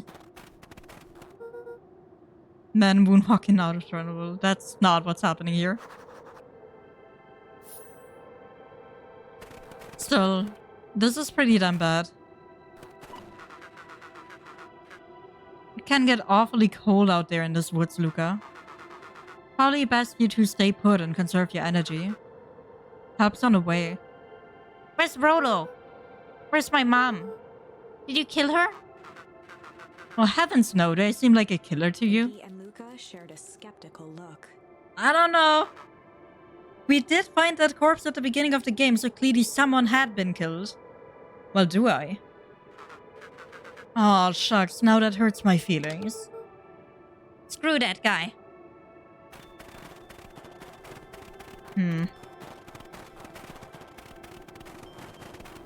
You're about to cascade resonance up in this house. I don't know, I don't... Wait a minute. If this is the original town, then that means... Iggy darted behind a large pine Huh? and began digging furiously. He emerged holding a shoebox with a crude skull painted on its lid. Huh? What's going on? What's that? Long story. So a few years back, I, came into possession of some premium grade fireworks. Not the wimpy firecracker stuff they give kids. The good stuff. So why did you bury it under a tree? That's a long part of the story. You and Rolo were doing chores at Rolo's chicken coop. And you guys pissed me off for some reason or another. He rolled his eyes with realization. No, you He didn't. stifled a chuckle. Yep. I just wanted to give you guys a little scare. But like I said, these were some primal fireworks. So I might have underestimated things. You blew up the chicken coop? I prefer to think of it as incendiary redecoration. This guy is such a jerk. Sorry, but you should have seen the looks on your faces. Rolo got grounded for months. Which is why I needed to stash the evidence and lay low. So I buried them under the tree. But when I came back for them later, they were gone. I figured some grown-up found them and tossed them. Triumphantly raised the shoebox. Turns out, it wasn't the fireworks that got moved. It was us. Unbelievable. I really don't like this dude. Schnufferheimer. Hi, Neil. Welcome in. You think this is a game? Newsflash, boyo. You're not a hero. You're a little brat who is in way over his head. A hero is just someone who refuses to give up. Comics these days are rotting children's brains. Everyone thinks they're a spaceman superhero. The fucking bad guy, man. I was always partial to Hank Atomic myself. Is that so? Do you really think you have a chance against us? You have no idea how powerful we are. Why is he even wasting time talking to us? He could just stop doing that. If he was really so much in power, he wouldn't be doing it. Prepare for blast off. Prepare for blast up, loser. Yeah, they're fucking done at this point. Iggy the arsonist. Iggy's doing a lot of shit. What is this? Luca True, this is where the and Iggy fountain is. edged up to the edge of the hole with bewilderment in their eyes. Maybe trying to track you via radio waves or something. Perhaps. Arctic air breathed out of the cavern in heaving There's gotta be a reason he keeps doing that. Echo! Echo! Echo! Echo. Whoa! I can see why they wanted to move us all out of town now. But why would they dig a giant hole? I think this is it. The source. This is the source? It's a dang hole? How do we smash a hole? But now we know that my grandma has actually been working with them, because my grandma was supposed to blow up the fountain, which she did. So this is her doing. Oh, it's much more than that, my annoying little friend. Kerr! Where's Rolo? I wasn't lying before. He's safe. Well, safer than you two, at least. Drats, it's cold. You just had to drag me all the way out here, didn't you? Mr. Kerr gazed down the abyss in contemplation. It really is something, isn't it? What did you do to our town? What is all of this? Well, that's a doozy of a question. This is the source where they collect the unrefined, Kerr scratched the back of his head. Honestly, boys, I don't understand any of this well enough to explain it. Fact of the matter is, I'm not paid to know. What do you mean you don't know? Ain't you in charge? Oh heavens no, my role is merely to flash a winning smile and manage various complications. Complications, I guess. You are a smart boy. His face contorted into a saccharine grin. It really is nothing personal. Some people are destined to strive for greatness, and others are simply obstacles along the way. Seems like you were destined to be a creepy lackey. The point is that we all play our part in life. Mine just happened to be a lead in the role of a lifetime. And you happen to be extras, ready for your curtain call. We aren't giving up without a fight. This fight's not gonna be some winning after we're done with you. Now boys, there's no need for melodrama. It makes even a professional such as myself embarrassed for you. Let's change the mood a bit. Kerr snapped his fingers. Scene change. What is this goal here? There, that's better. Deal with them. They're not gonna throw us into the hole, are they? Why are you smirking? Because I have a box full of fireworks and you don't. Iggy waved the box into the air, threatening to drop it down the hole. Would it just randomly explode if you drop it down the hole? Oh! Stop! Let's not do something regrettable. Joke's on you, regret is one of my specialties. Out of curiosity, what would happen if I threw these in your precious hole? Don't word it like that, please. Nothing at all. You're a terrible liar. I'll have you know, I'm an exceptional liar. You're phrasing indeed. That's far enough. He plucked a single bottle rocket from the box and held it up with reverence. Stop, you fool. Call off your goons. After a long pause, Mr. Kerr flung up his hand with frustration. Very well. Y'all can head back for the night. It's been a long day. I'll handle these two from here. Mr. Kerr sighed into the frigid air. It's just us now, Iggy. You can put that down. What, like this? With a nonchalant flick, Iggy tossed the firework into the hole. Oh, Iggy's doing it anyway.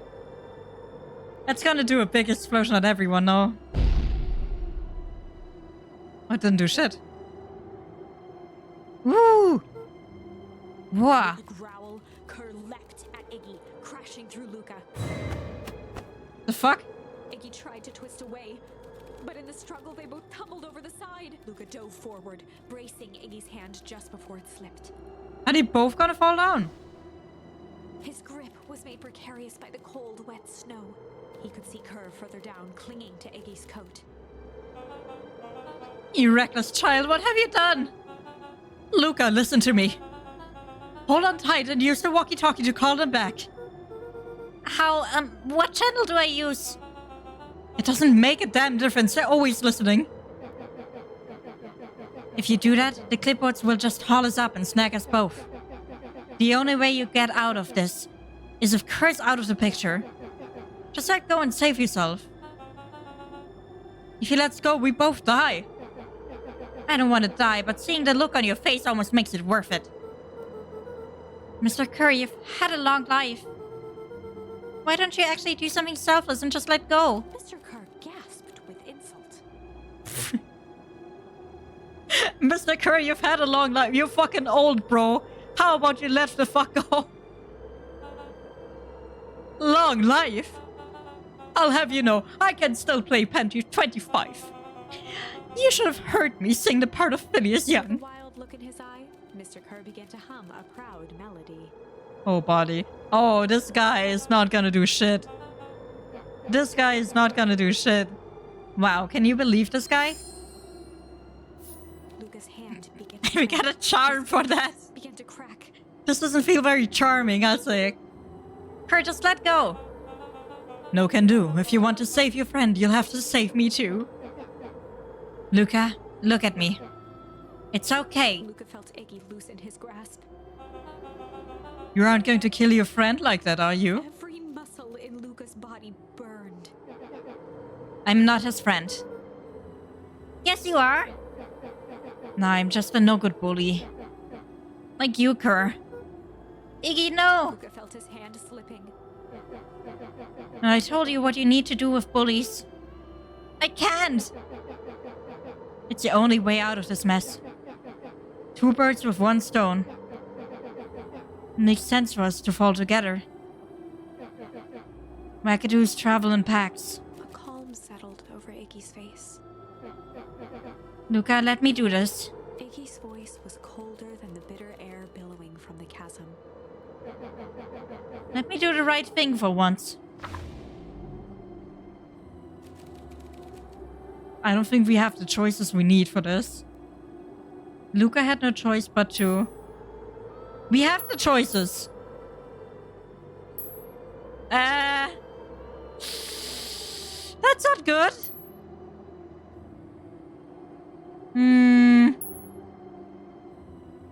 I don't know what to choose here. I'm gonna refuse, because maybe if Mr. Kerr dies, something good happens. I have no idea. Luca had no choice but to have a choice, indeed. I'll accept. Luca had no choice but to accept Iggy's request.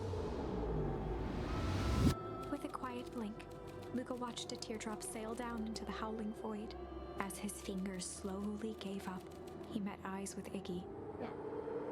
Good.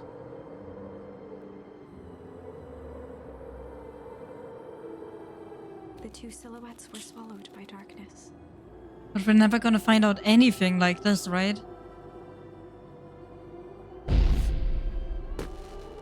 Not the fucking firework, come on.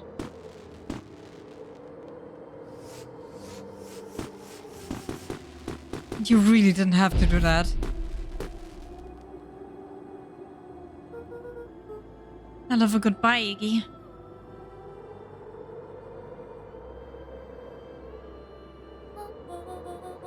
Luca, you should really step back. What? Quickly. Oh, what the fuck? Curious. Ah, but of course. Those fireworks of Iggy's must have been just the right amount of energy. We should get out of here before perennial harvest arrives. Not until you tell me what just happened. Your friend's sacrifice just saved this town. For a little while, anyway. How? Tempest liquamine is a peculiar substance. Yeah, what happened indeed? I'm so confused. So apparently... Someone died. Yeah. Also, here's a shout out for you, Potato Cat. Welcome in. 2 people died. Because they fell down this hole that has, like, the mysterious substance that somehow makes everything frozen? We're learning. It can change the relationship between matter and time itself. But doing so requires unfathomable energy. In a closed system, that energy can only come from its surroundings. A useful side product of this property being.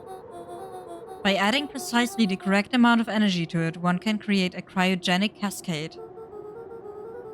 So the gang makes things cold and the fireworks made the hole freeze over?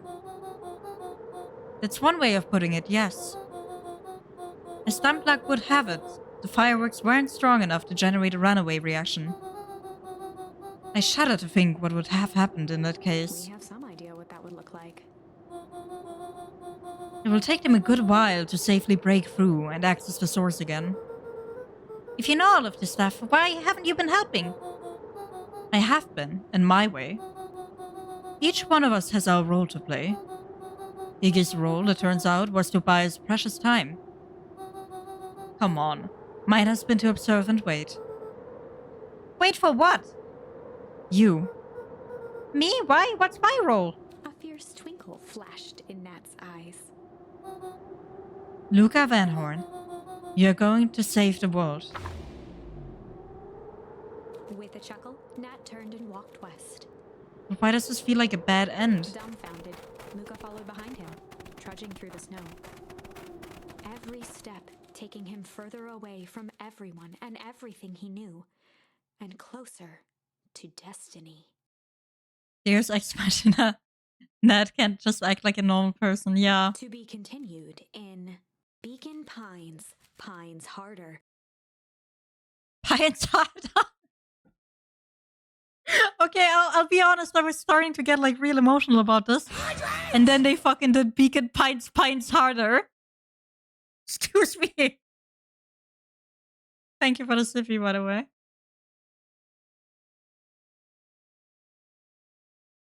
But like, what does this mean? This is the canon ending? I don't think so. Revenge served cold. Second time's a charm? Yeah, that's a lie. That's not actually happening. That's it?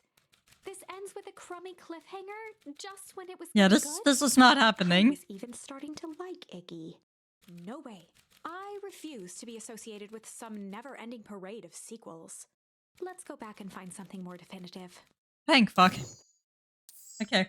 Let's actually refuse and see what happens if we refuse, right? Because I want to see. I'm going to have to be off again, get daytime stuff to do. No problem, you have a good time.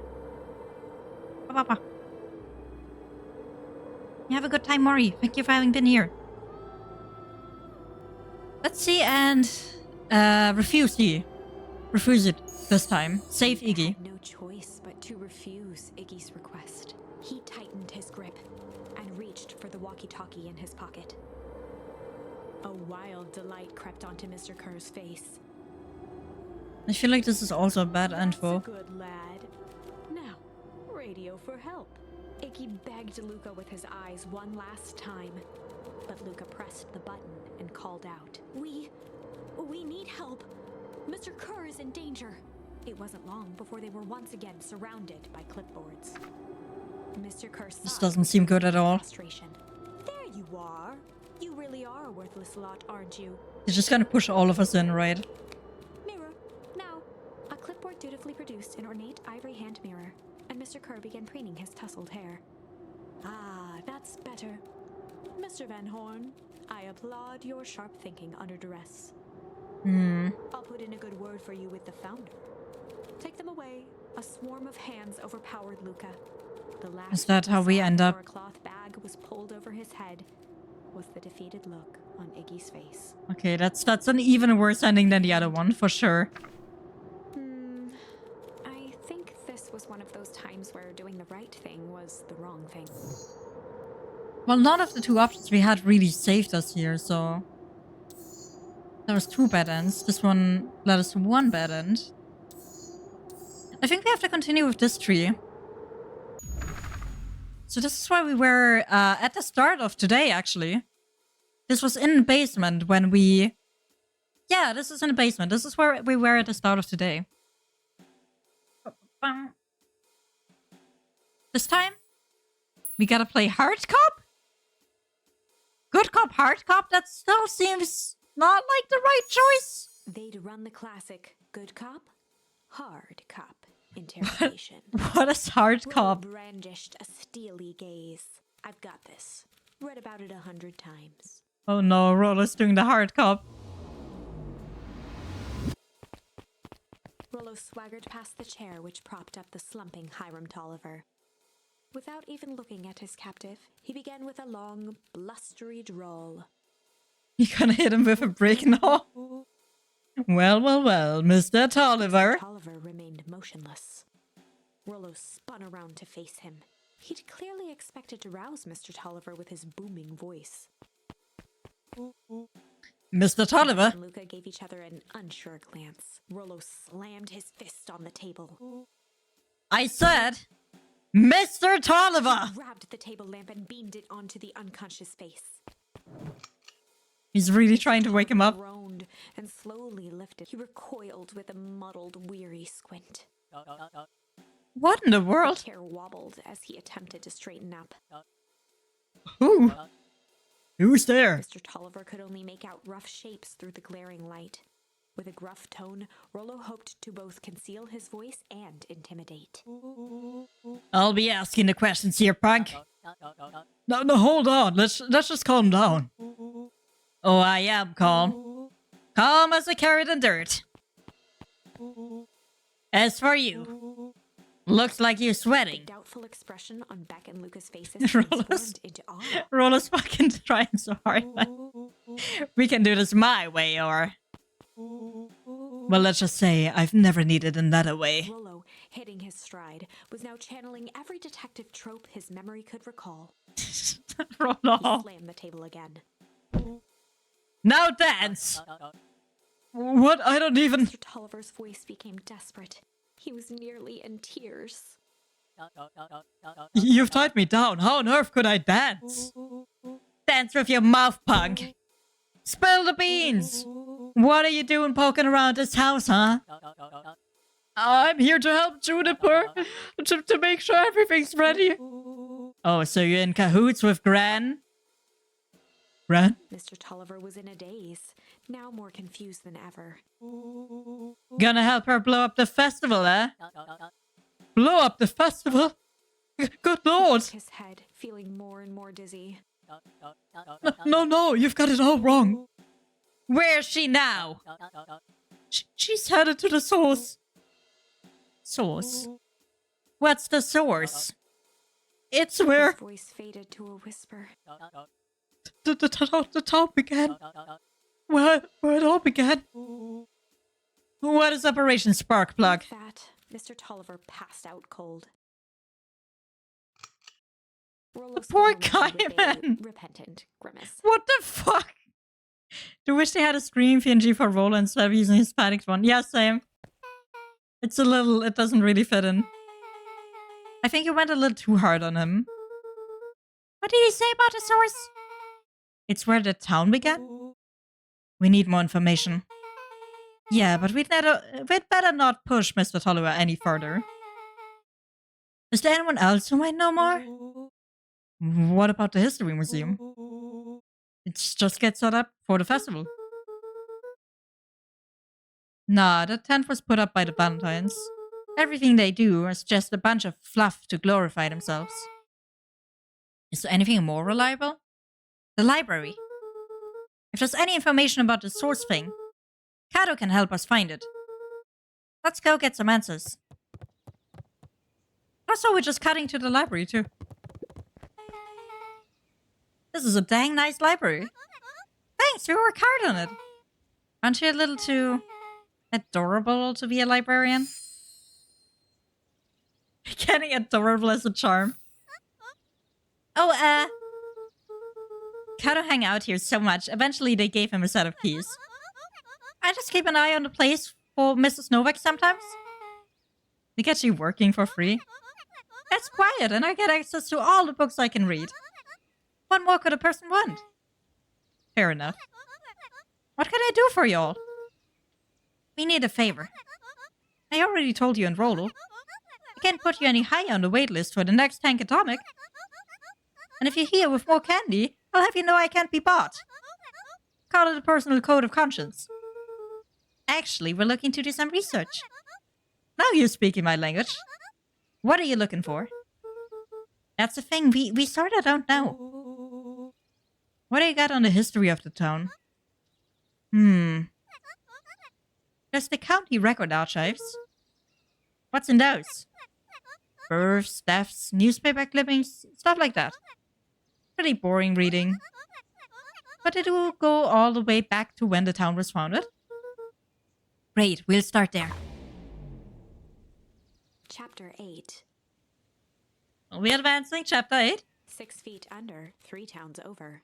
The kids spent the rest of the afternoon combing through dusty piles of old county records, desperately searching for anything that could help them make sense of Mr. Tolliver's cryptic utterance. You know what I really like about this game is how they're really structuring it in a way where you have to go through the bad endings in order to understand what's happening. Basement, but his focus wavered. We get a lot more knowledge just trying to get the bad endings done. Explosives, messages hidden in jam, dossiers on various town figures, and a corkboard threaded with photos. Because eventually, like, we probably could have skipped one of those things. I think we could have skipped the one with the hole just now. Gran was the only family he had left. He still So we would have had himself to way be the less worst. knowledge on this all.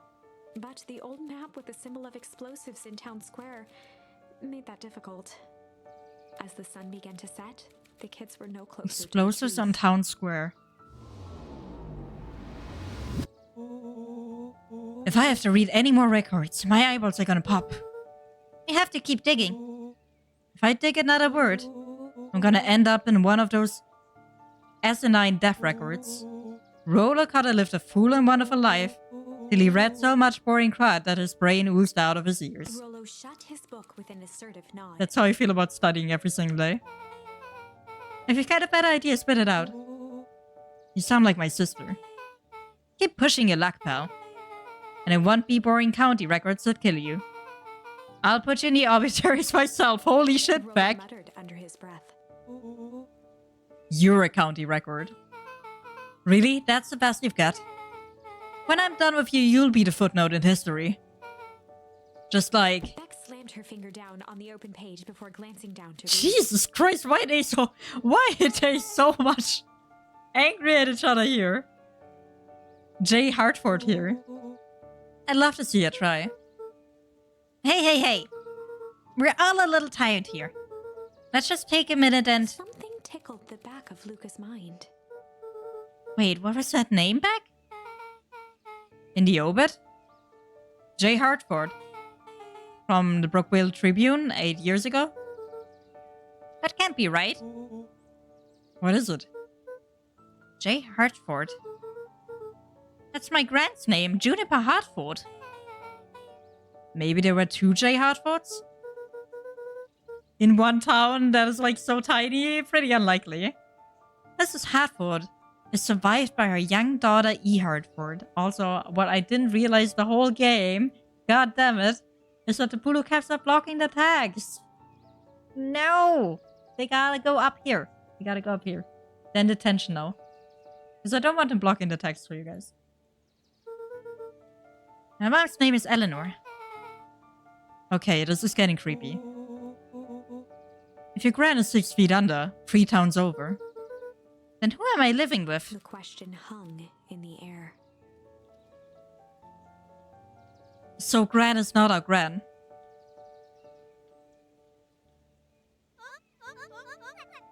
Alright gang, I gotta close up for the night. Beck rubbed her eyes. Remember she lost you? How late is it? Almost 10. Oh crap, Pa's gonna kill me. I gotta go. Yeah, my parents will be worried sick. Okay, let's meet up as early as we can at the festival tomorrow. What are you gonna do about the unconscious man in your basement? Good question. I'll think of something. For sure you will. Yeah, surely you will. Luca's heart was pounding as he approached the house.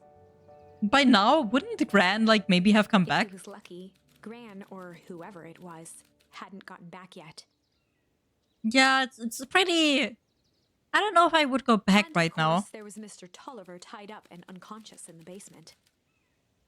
Dealing with him would be the first order of business. I feel like if Gran saw what's happening to Mr. Tolliver, Luca shook out She's his not gonna arms be calm nice his to us. nerves before entering.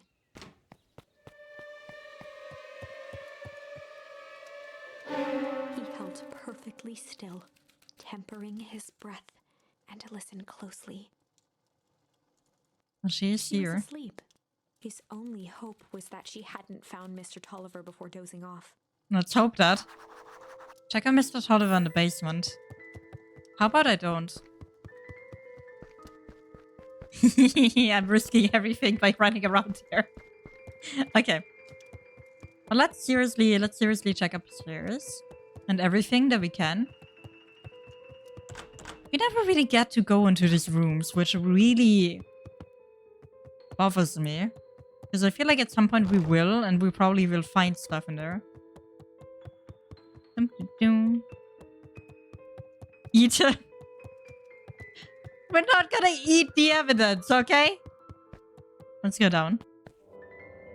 Oh, he's gone.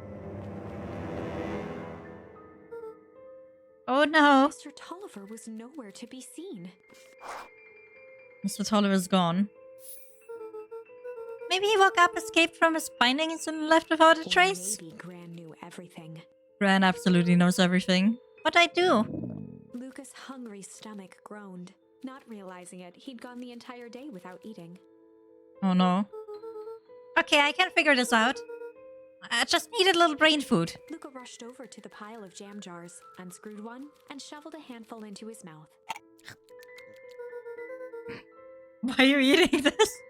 I'm afraid your jam delivery will be He flipped the delayed. lid to read the label. Mr. Nancreed, hehe. Okay, now I can think. So, if Gran knows we tied up Mr. Tolliver, I'm screwed. If she doesn't know, then I need to play it cool. I guess the only option is to go to bed and act as if nothing is wrong.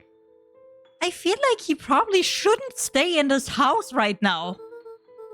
Gran will think Mr. Tolliver finished what he was sent to do and left when he was done. No, I'm pretty sure Gran knows.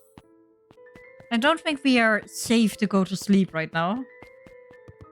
But whatever floats your boat, buddy. I guess.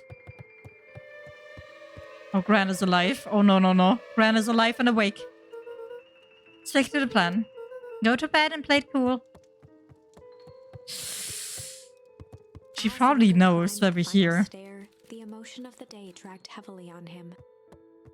With each consecutive step, his legs weakened. It was for Mr. Nancreed, right? His stride began to falter. Mr. Nancreed is He tried to drugged, grab for the railing to apparently. steady himself. Something was wrong. Come on, legs. Just a few more steps. Luca groaned and tried to move. Oh, shit. His limbs might as well have been bolted to the ground. Yeah, the jam was poisoned. Through numb lips, he mumbled drugged? just before We don't know. falling asleep. The jam. Go to sleep. Will we wake up?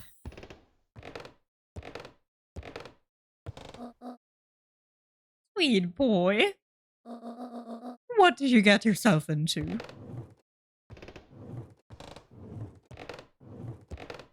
Not the fucking Gran.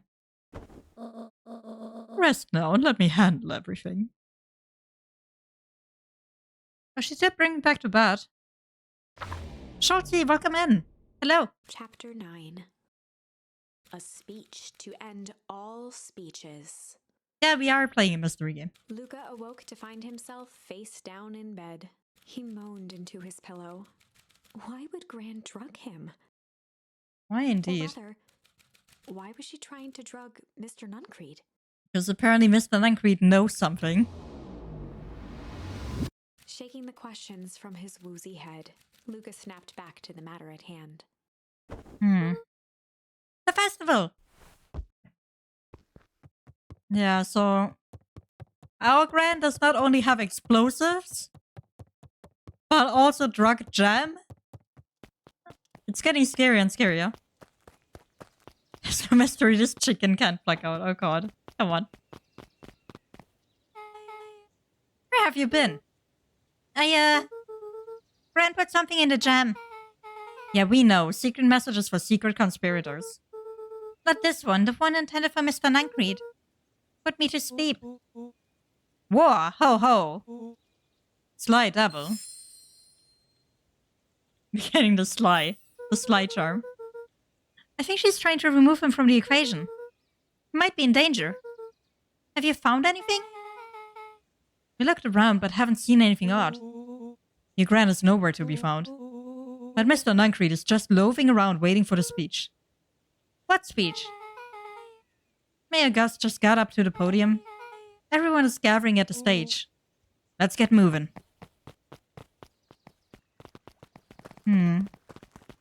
Augustus found Valentine nervously wiped his brow. Ahem. Is this thing? Hello, Beacon Pines. I'm Augustus Valentine, your mayor, and, I suppose you already know that. Oh yes, before we get started, I just wanted to take a moment to recognize someone who couldn't be here today. This town wouldn't be where it is today without my father, Sharper Valentine. So I thought we could begin with a round of applause befitting such a great man. Even that's more than the old codger deserved. Gus cleared his throat and awkwardly loosened his tie. Holy shit, no one likes Sharper Valentine in town. Right, where was I? Her bounded on the stage with the energy of a preacher at a big tent revival. Gus Valentine, everyone. Gave Gus a hearty slap on the back and motioned him off the stage. Let's hear it for our mayor. What a great turnout. Heck, I didn't prepare anything. But I suppose I could say a few words. Would it be a shame to waste such a beautiful podium? Mr. Kerr pulled a thick stack of note cards out from his vest. Community, conviction, commitment. These are the things we celebrate at Perennial Harvest. For us, these are the pillars of the bridge to a better tomorrow. But I think it's time to add a new pillar. Change. Change is a powerful thing. It's inexorable, unavoidable, and undeniable. And I am dadgum thankful for it. What the fuck is dadgum? Is dadgum like a way of saying damn? This guy keeps making me have a really hard time reading his text like this.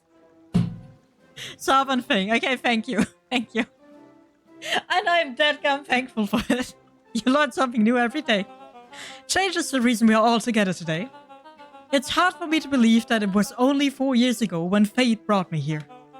A simple business trip which brought me to a small town which would change my life forever. Mr. Kerr took a moment to survey the crowd. Are you all listening? Are you all listening? Yeah, know what? He wiped away a single tear. From the second I set foot in Beacon Pines, something about this place has held me captive. This guy needs a southern accent. I cannot do one. I am very sorry, but I do not think I can do one. You see, change represents opportunity. It represents potential. Oh my god, don't do that. No! Close enough. That's nowhere near close. It was change that helped me recognize the potential of this place. To see that the people of this town, despite suffering great loss, still had on the things that made them special. He thumped the podium to emphasize each word. Community, conviction, commitment. Change. Mr. Kerr nodded confidently, biting his lip. The crowd was silent, in rapt attention. Fate made the perfect match that day. Nothing is more important to you all than community. And Perennial Harvest is a community first and foremost. Mr. Kerr methodically made eye contact with each section of the crowd. The only way you made it through the fall harvest was an unshakable conviction. A conviction that a better tomorrow was just over the horizon. Perennial Harvest was founded on the conviction that we are the horizon. This festival is a symbol of our commitment to each other. His voice began to build to a crescendo. Fucking no, narrator. No, I don't care. We now walk hand in hand into a future we will shape together. And that is what change is all about. Grabbing the future by the scruff of the neck and making things happen. Change is a choice. I am tickled pink that we will all be making that choice together. How great is that? Just imagine what we can accomplish. We're here to get stuffed and drunk, yeah, pretty much. What was that? The crowd began to look around nervously. Don't worry, a little Fanta isn't going to ruin this day. Everyone remain calm. Mr. Kerr quickly flicked through his note cards. Where was I? Through all of my travels, I have learned one true thing. one always reaps what they sow. We have all planted a lot of good in this town. And so, it is with a happy heart that I can proclaim Raised his hands up to the heavens. our harvest awaits. That is exactly when we get frozen. At that moment, a merciless wall of impossibly cold air ripped through the crowd, instantly freezing everyone and everything it touched. So this is the big chill happening again. For a man like that we've heard William about. Kerr, this was a fitting way for things to end. But I'm so confused, like, where do we go back to at this On point? stage, What can we with an continue? What entire timeline? town frozen in rapt attention for the rest of time. The end. I don't want this to be the end. Again, whenever I think we're getting close, it comes along and ruins everything. So far, yes, it Maybe does. we should just quit. Maybe you should just close the book, walk away, and never No. think of me again. No, I want to see how it goes. I don't mean that. I want to We continue. got a little closer this time. We just need to try again. Yeah, just try again, try again. Please. This time, it's the only end though where we didn't have a choice. It just ended badly. We didn't even have a choice. We got Sly. Or the choice happened way earlier, that's why probably. We got multiple things though, but... Yeah, right now we can only use Sly. Never stick around for boring self-serving speeches, kids. Yeah, pretty much. Did run the classic good cop, sly cop interrogation. Why are there so many? They'd run the classic good cop. We never get the good sly endings cop like this. Interrogation. No. Why? Luca and Rolo ducked behind a barrel, leaving Beck to her task. With a few There's also quick hum in the snaps, first note. she roused Wait, was Mr. there? Tolliver.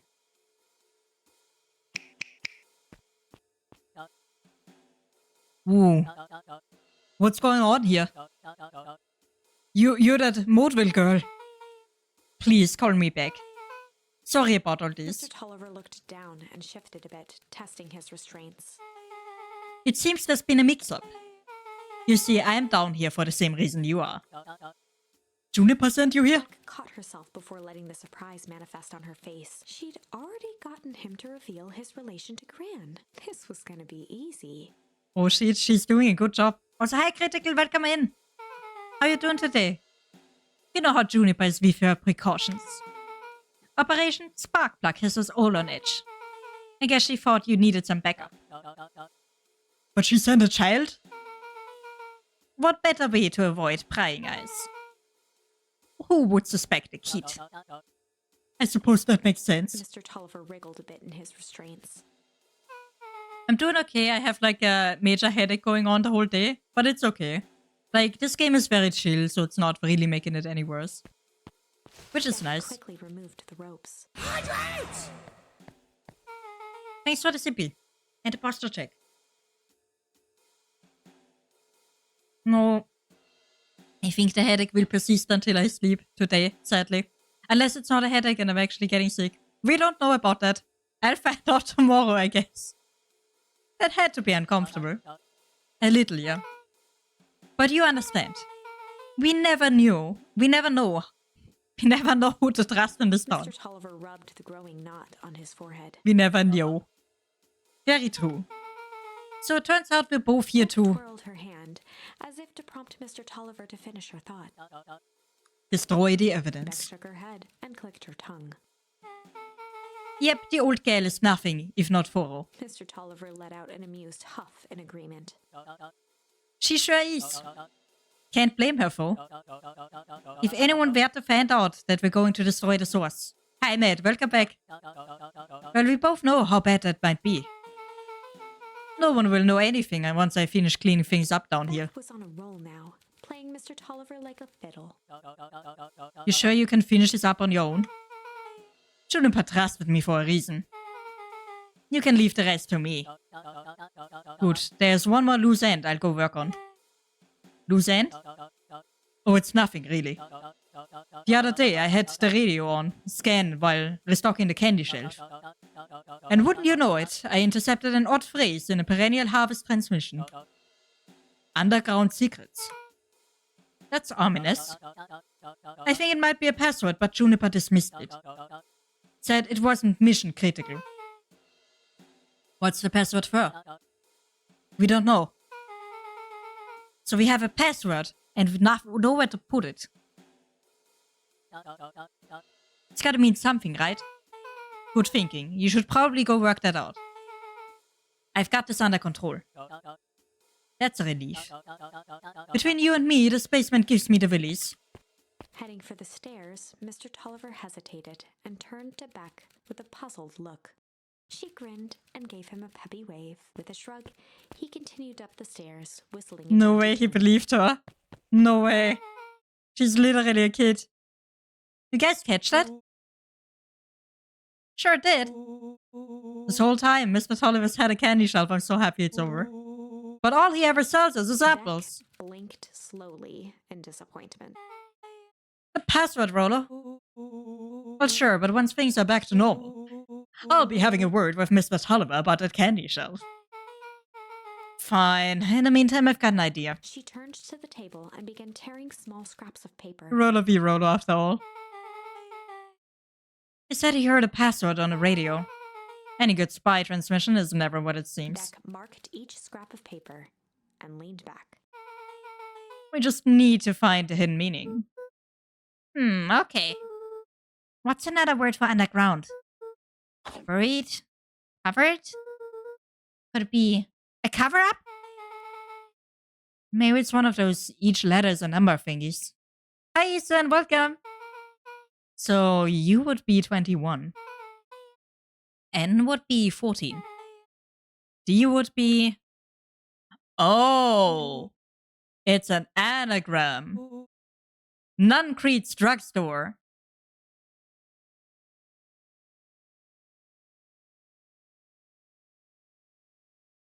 Rolo, what the fuck? How did you figure that out, Rolo? Luca and Beck looked at Rolo with amazement.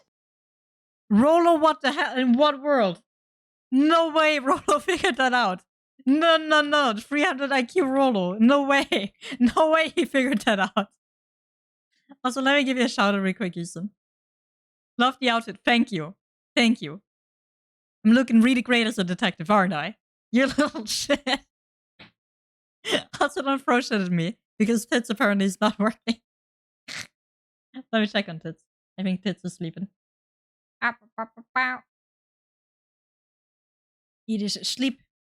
It must wake up. No, it's not. Not asleep.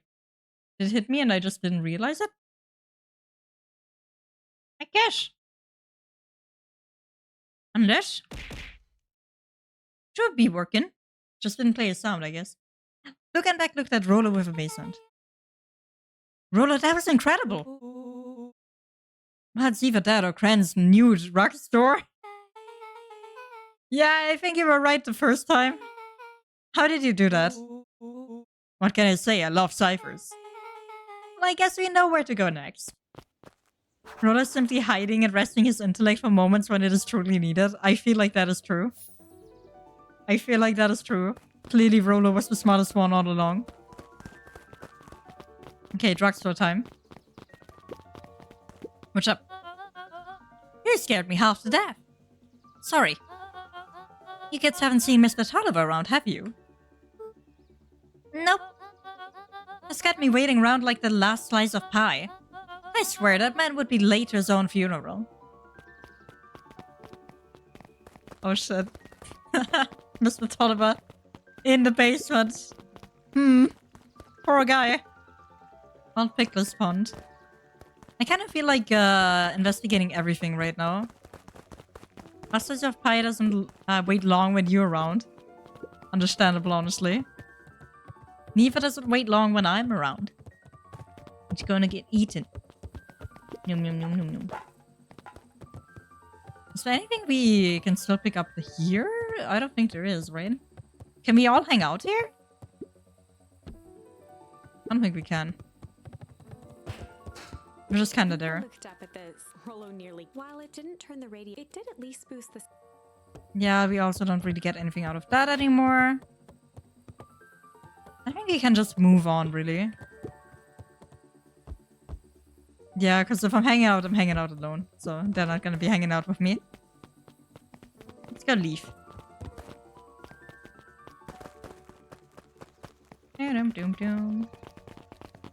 Let's figure out the mysteries.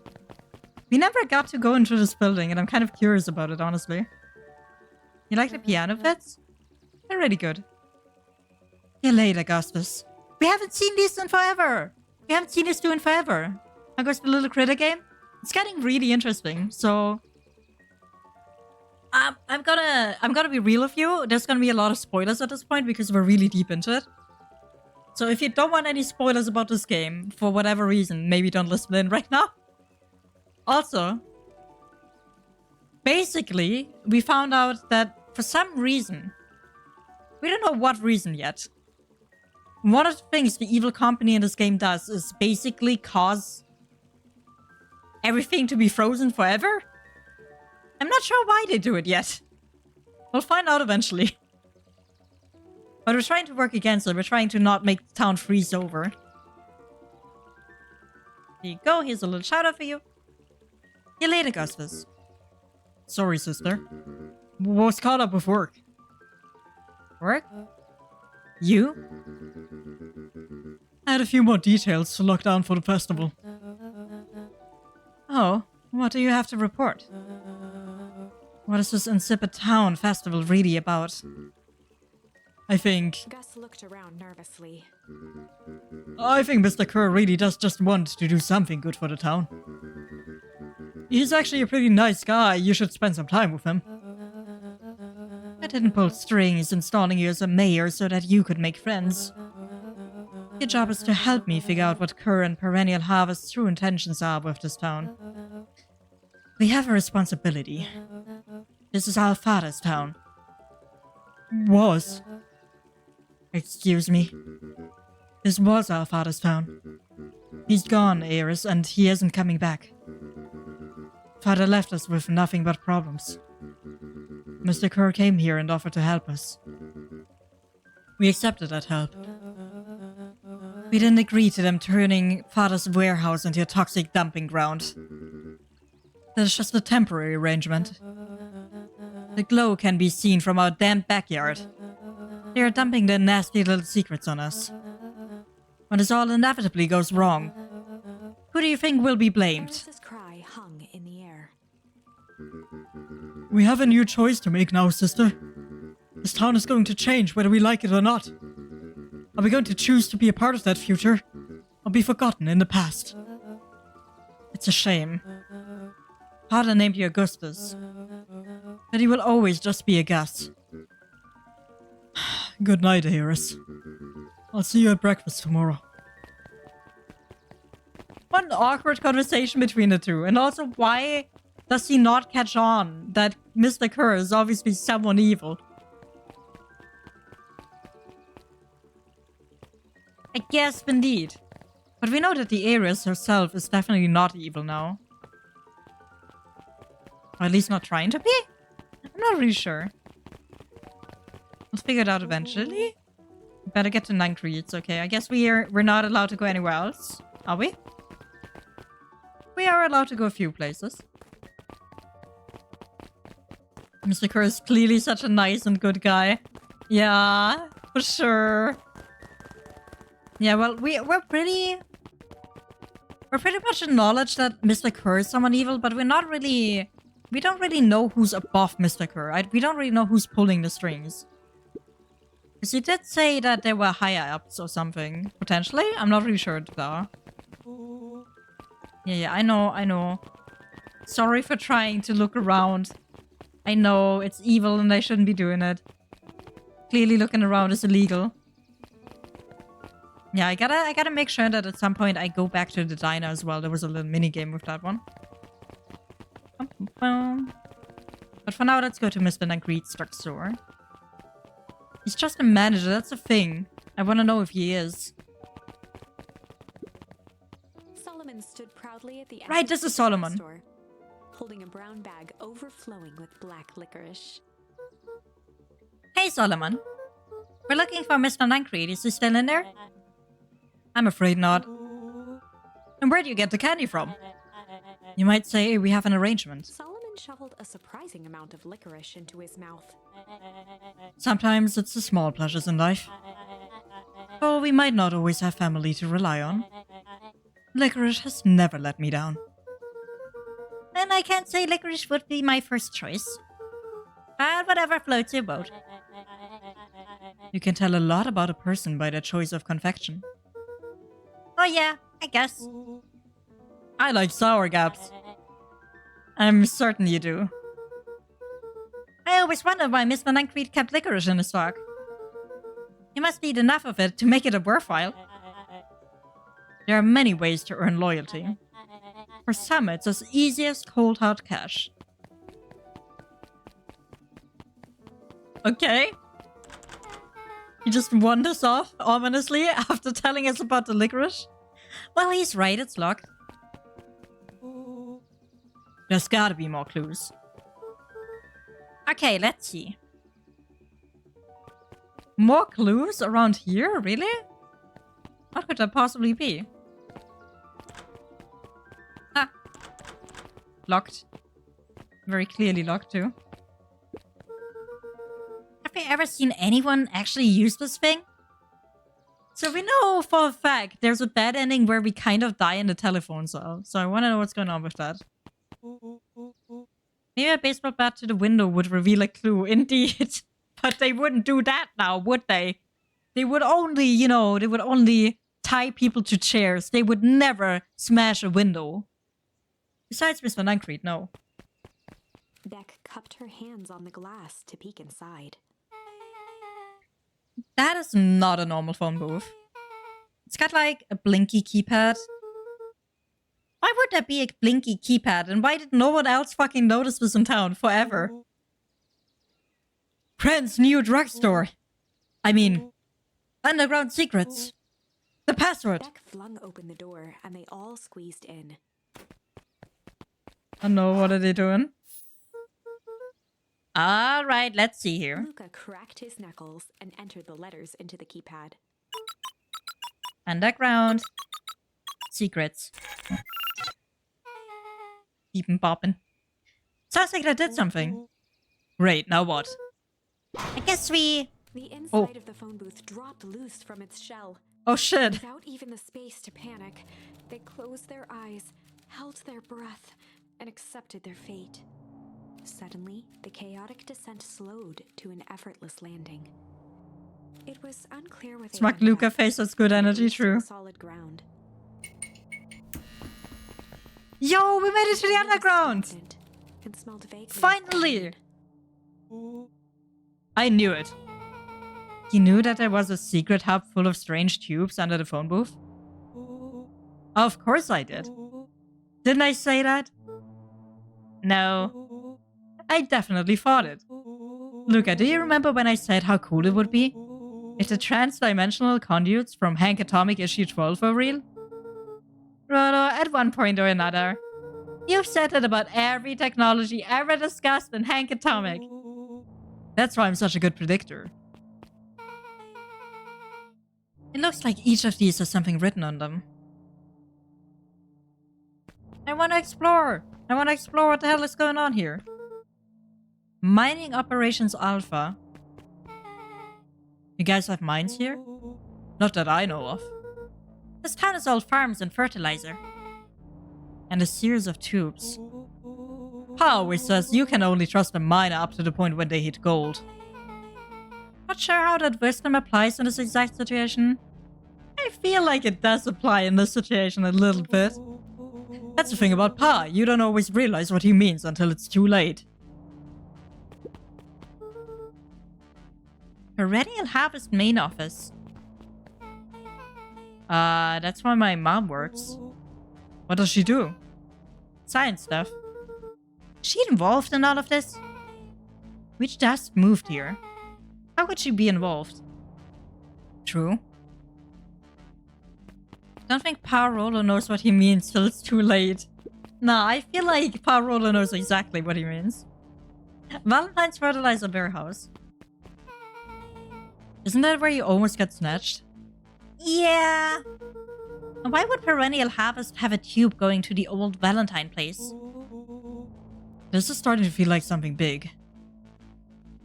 Also, thank you for the Bulu Cat, Matt. They are buzzing her in. I can't read.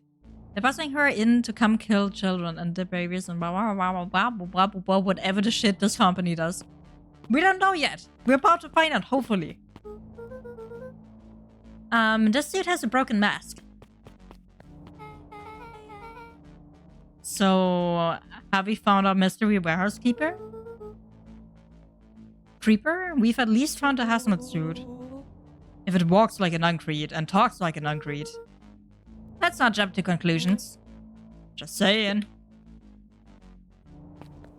So Uncreed is definitely working here. Why is there only one suit though? And these are leading to very ominous places as well. That's a lot of buttons. Don't just randomly press buttons, please.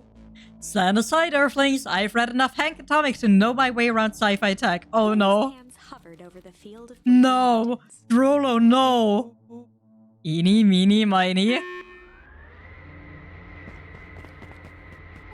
Rolo, no! Rolo, what did you do? Nothing?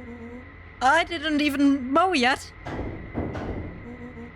What is that? Hide! Where? There's nothing but weird tubes down here. Just get back! Oh no. Ha! Mr. Uncreed! Hi! Well, this is awkward. This is fucking awkward. Shit. Shit. Awesome! You all need to come with me now. We aren't going anywhere with you. Not until we get some answers. Mr. Underground Secrets. I told them it was an absurd password. But they love anything that makes them feel clever. They who? That's no matter. If I can keep you hidden until after the festival, I might be able to save your skins. We don't care about our skins. Hold on now, I like my skin. I like my skin very much too. What the fuck? Luca, we care about our skins. This all stops now, Uncreed. Joseph waited for a moment in silence. You sound just like him. Who? Walt. You don't get to talk about my dad. You know, your father and I were friends back before He gestured toward the strange tubes. all of this. That's a lie. It's true, I used to bounce you on my knee. What happened? Same thing that always happens. Reality, complications, life. We were a team, Walt and I. Look, I can't take him serious with his idle animation being him scratching his thick little belly. Buddy! This is a serious moment. Stop doing that, please. An idealistic doctor and a bright-eyed pharmacist. Both hell-bent on helping folks. So, you were his sidekick? No. We were partners. He helped the patients and I helped him. Yep, total sidekicks. Uncreed let out a growl of a sigh. Look, I need you to know this. Itchy man, you see how hairy he is. What do you mean, man? Why are you even imagining how hairy the dog man is? I think, you know, I don't know about you, but I feel like all of the characters in this game are very hairy, actually. I don't think he's especially hairy or something. I don't think so, actually. I need someone to notice. One day, Sharper Valentine comes to us. Says he's got an opportunity. He'd found something he didn't quite understand. And he was willing to pay us both handsomely to help him understand it. And my dad said no. Your father and I both believe in helping people. But the thing I could never get him to understand was... it's a lot easier to help others if you help yourself now and then. Clearly he's hiding his bald spot. His stomach. Please, I don't want to imagine that. I don't want to imagine the super hairy dog man to have a bald stomach. Please stop. I don't want that image in my head right now, okay? What if he also had one where he picks at the back of his pants too? That would be awful. It's a lot easier to help others if you help yourself now and then. Classic sidekick into villain plotline.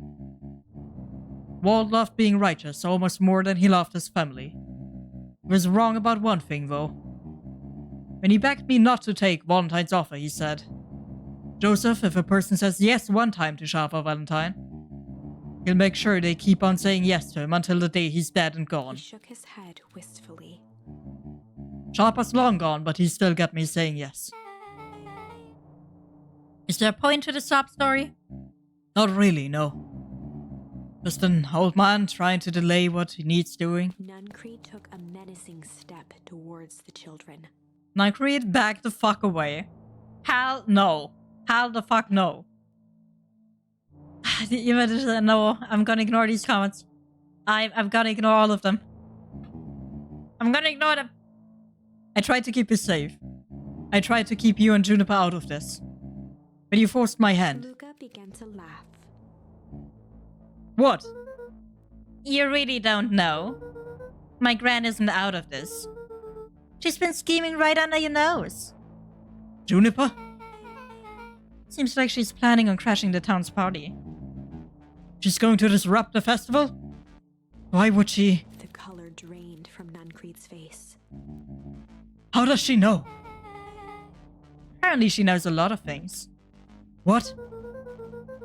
Let's just say this isn't the only underground layer we've busted into today. And honestly, hers is way cooler. She's got maps and explosives and bad intentions, big man. Nuncreed grabbed Luca by the shoulders. His eyes were frantic. Oh, Jesus. He's scaring me. You need to tell me what she's going to do right now. She doesn't understand what it is she's messing with. Tell me now, she's in danger, boy. I don't know. She had a map of a mark on the fountain in town square. The fountain? But why? Why would... A jolt of realization struck Mr. Nuncreed. She knows about the source. What the heck is the source? If she tries to destroy the source, it could catalyze and... Dear God, she's going to freeze us all! Don't just... You all need to run!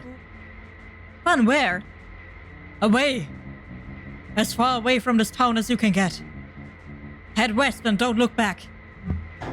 Don't just get sucked back into the pipe, buddy. You're not having the cool secret Asian exit here.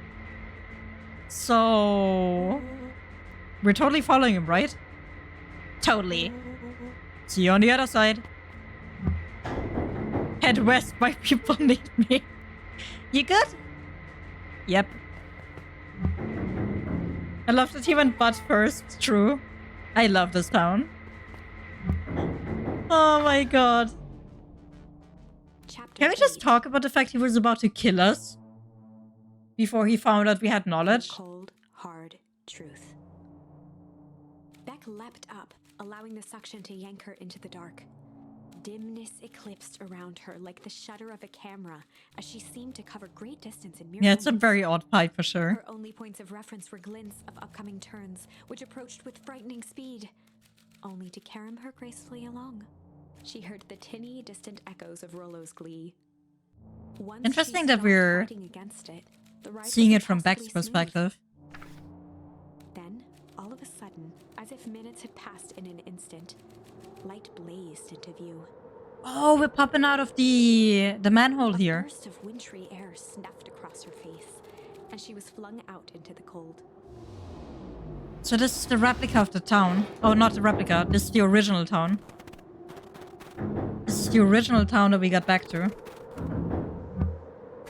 But we don't know this exists yet. This is news to us in this world. That was... intense? Yeah. I think I might have parted with some fluids in here. Rolo, no one needed that information. Any idea where we are? Somewhere cold. Doesn't look like it got any of us. didn't feel like we traveled that far.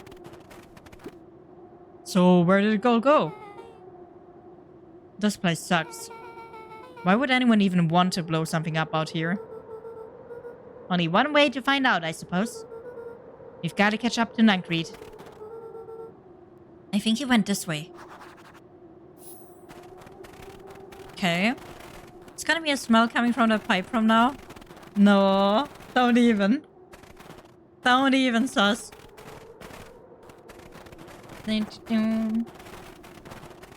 So we're about to find out about the town once more. This looks familiar, yeah. Maybe we can clear off the snow. No time. Nuncreed's getting away.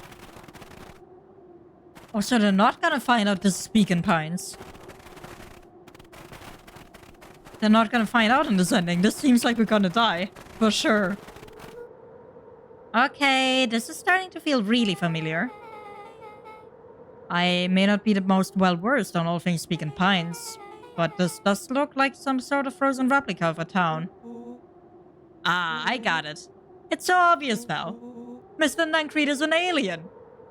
Rolo, stick with me here. His species can only live in sub-zero temperatures. Oh boy, here we go. The source is their base camp dimensions, so naturally they keep it cold. We found it by traveling through those metallic wormholes back there. And the final objective, kill us all and shapeshift into a Beacon Pine citizen of their choosing. You never really had me, but you very much lost me there. You get used to it. We should keep moving. Thanks for the sippy. And thank you for the posture check as well. You know, considering that Rolo was actually fucking smart earlier, I'm scared that he will be speaking the truth about this at this point. Rolo would be a great hammer user for sure. Frozen town square. They spotted Mr. Nuncreed inching cautiously toward a pit at its center. Oh, this is right when she makes it explode. As if approaching a beast in the wild.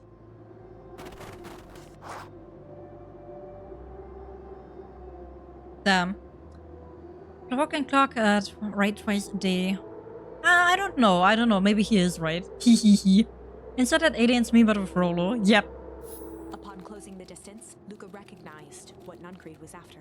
Gran stood confidently at the edge, one arm outstretched over the abyss. Nearby, a wheelbarrow had been emptied out. She held a lit torch, which flickered in the bitter wind. Okay. We're not gonna be able to stop her, right? Juniper, I don't know what you think you're doing, but I assure you this is not going to solve anything. If you drop that, you've doomed this whole town. Oh, it wasn't me who doomed this town. I've been watching you, Joseph. I know what you've done. You and your co-conspirators. Gran? What's happening? Luca, you and your friends need to leave right this moment. Nuncreed turned back toward the kids, desperation in his eyes. Listen to your grandma, Luca. This is between me and Juniper. Rolo and Beck held steadfast in awe. Luca approached closer. Mr. Nuncreed spun back toward Gran, his voice growing louder. You've got it all wrong, Juniper. Just hand over that torch. You don't understand what you're doing. How could I possibly trust you to do the right thing? Walt told me everything.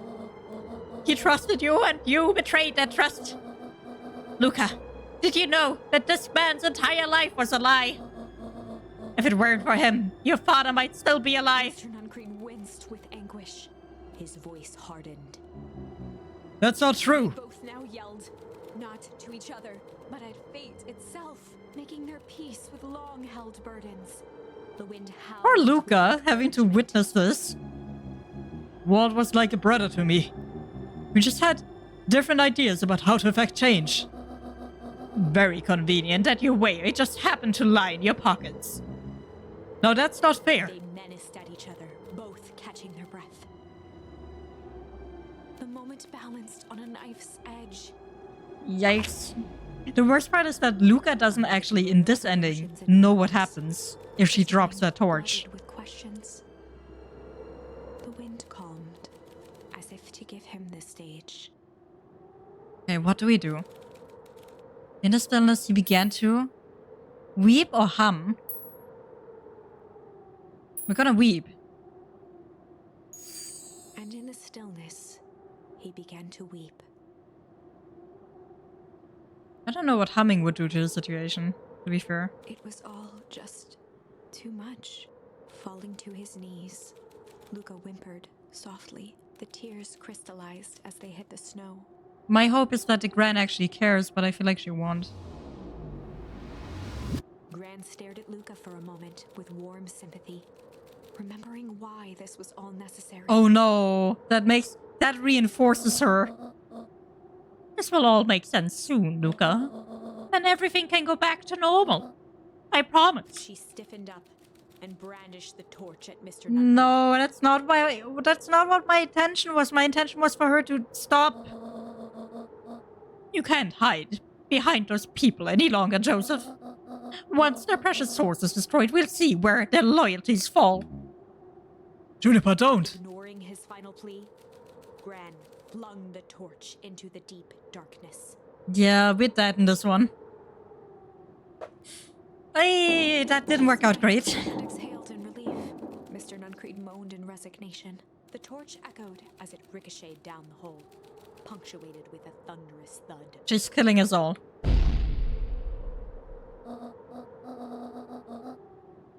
Wait, never mind. She doesn't kill us like this, does she? Or does she?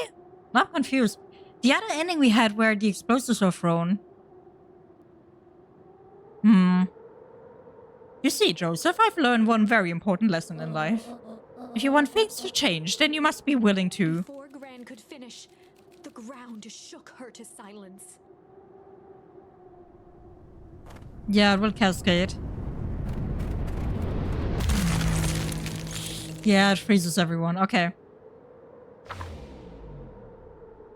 So what do we hum here? Had time to spin around and run to Luca. Her attempt to shield him, an honorable, What if we run here? trifling act. Unflinching love, pitted against an unthinking horror. Hum, I mean. There was no contest. Her warm embrace froze in an instant. That is where they remain, fixed in place. And so, our story ends on this melancholy scene. In a town brought low by its secrets, sits the frozen statues of a misguided band of meddlers. I don't think we're gonna be able to stop her with humming, but we can try at least. Well, that was dire. On the bright side, we finally Yeah, that was figured pretty out where bad. the ice is coming from.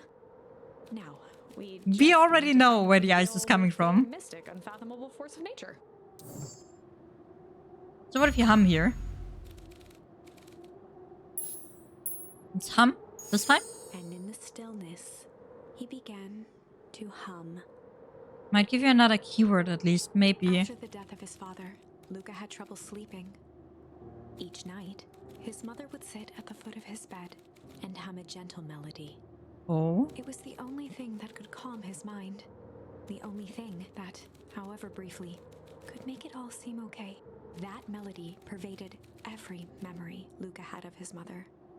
Shivering in the raw snow, he began to hum it out loud.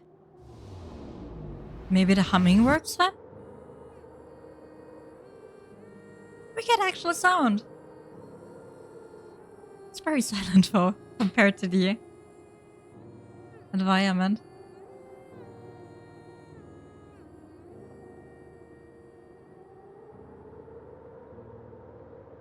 Gran lowered the torch, listening closely.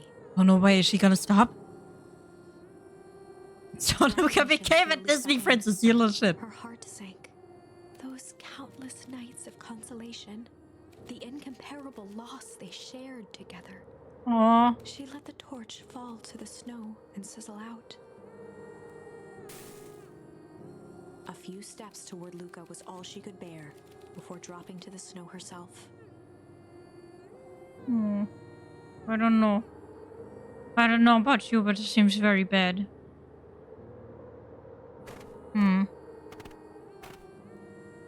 Through a flood of tears, she began to hum along, note for note. So she does care for sure.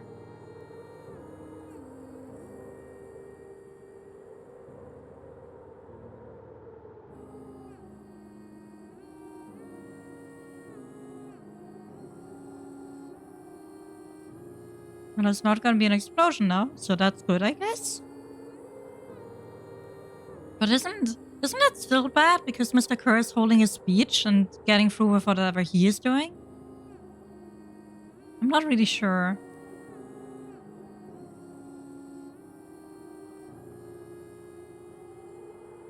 Luca lifted his head in astonishment.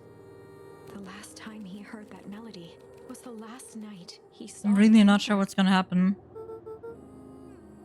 How do you know? I'm so sorry, my little buckaroo. Buckaroo? The only people who call me that are my dad and your mother. Luca blinked through blurry, watery eyes, trying to see more clearly. He could just make out the impression of a familiar face. He peered across the snowscape at the woman on her knees. No way. Did Mom time travel? I think. About her was undeniably his mother. No way. Only smaller, older, changed. She got aged by the goop. That makes so much sense. Mom? That's right, Buckaroo. Mom! What the fuck? Luca sprinted as fast as he could toward his mother. Not what I was thinking. Me neither. They held each other close, and the cold retreated from their bodies. I still hate that Mr. Nancreed is standing there fucking watching. Eleanor? I thought you were... gone? You should have known I would never abandon my son. Eleanor looked down at Luca, tightening her embrace in an appeal for forgiveness. What the fuck? How? You're a smart man, Joseph. I thought you'd have pieced it together by now. You were exposed. Mom, I don't understand any of this. What happened to you? Where did you go? Why did you leave me? I never left you. I was always right here, Luca. Why did you lie to me? Tore me up, Luca, but I did it to keep you safe. I thought that getting answers would help us both move on. But the more I discovered, the more I realized the danger we were in. Until perennial harvest was stopped, it was better if everyone thought I was gone. You could have trusted me. These are bad people, Luca. They won't stop until they get what they want. And they don't care who gets hurt in the process. Then, what do? We have to stop them. Joseph slumped into the cold, wet snow. They can't be stopped. This is too big. I tried beating them at their own game. I'm done fighting with fire. For the first time in a long time, her voice felt like her own again. No more lies. I see now there's a better way to stop perennial harvest. The cold, hard truth. Luca gazed down at Nancreed with pity. He looked small. Joseph stared into the snow, as if searching it for answers. Come on, everyone, we've got a party to crash. But what are they gonna do? And how are we gonna avoid whatever the hell evil Mr. Kerr can do? Yeah, Nancreed is fucking weak. You don't understand, he always wins. Chapter 9. Bad last words. Devil, you know. 7 months ago, Eleanor Van Horn crept down Okay, the backstory? maze of sterile hallways under perennial harvest. She stopped in front of the large steel door marked Deep Engineering. No turning back now. I mean, I feel like we've figured most She of the raised things a out trembling now. hand. You gonna go to bed? Good luck with the game? Okay, you have a good night, Garage. Thank you for having been here. The stolen keycard worked Appreciate as it. promised, and the door Stay bust well. open with mechanical efficiency. She was immediately hit with the smell of disinfectant. It was some sort of laboratory. Thanks for the hydrate. In one corner was a desk covered in papers. Across the room stood a tall metal pod with hoses protruding from its base. She rushed to the desk and began shifting through the piles of papers. They were experiment reports on something called Tempest liquamen. Tempest liquamen, so that's the liquid we keep There were talking dozens about. of them. Every one stamped failed. Eleanor heard the sharp echo of footsteps. But I still approaching. don't understand, like, what good are they getting She out was of out this? time. Her eyes Why scanned are the they room, profiting off of eventually this? landing on the strange pod. How are they profiting off of it? Muttering a curse under her breath, she dashed over and dove inside.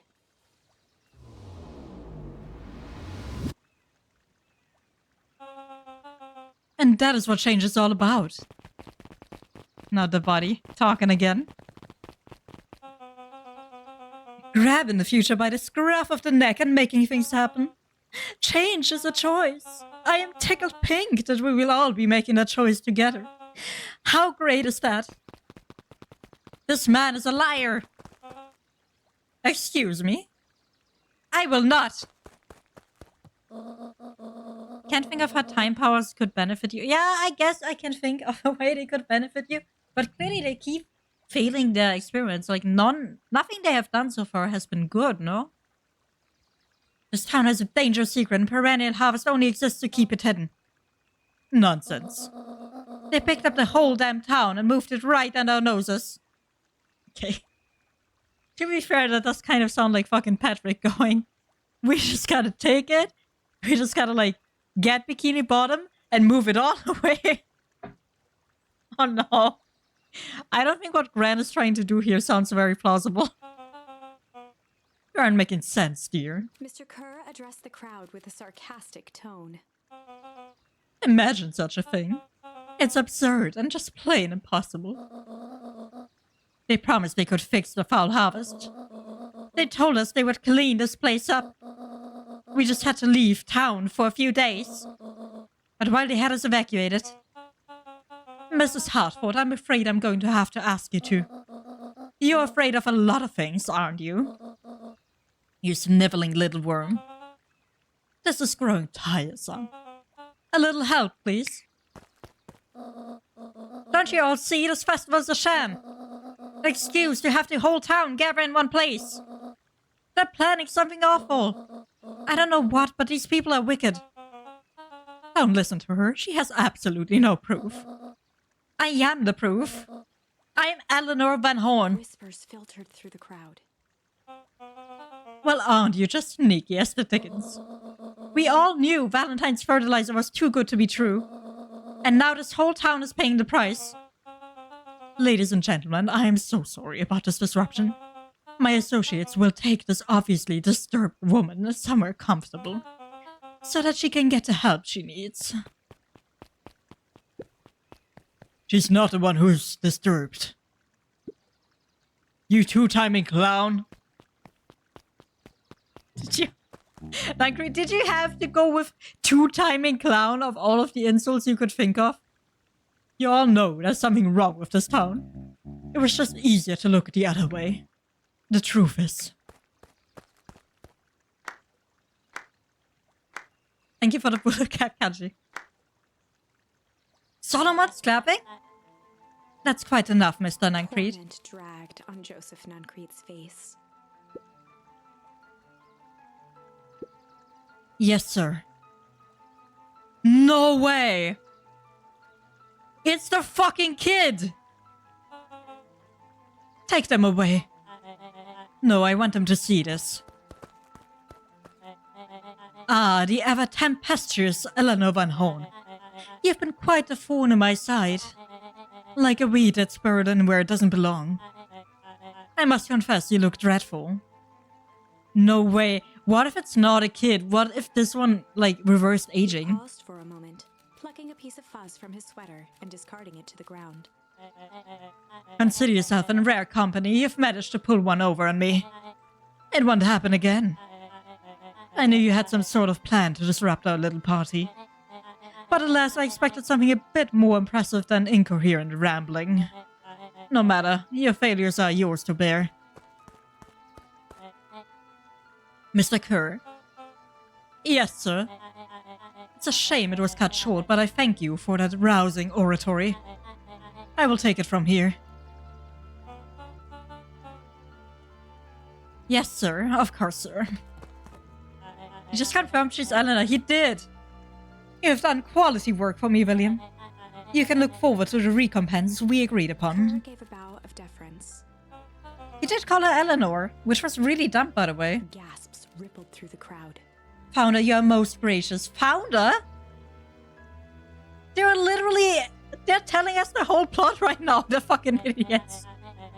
Thankfully, we can dispense with the formalities from here on out. Solomon pulled a glass vial from his pocket.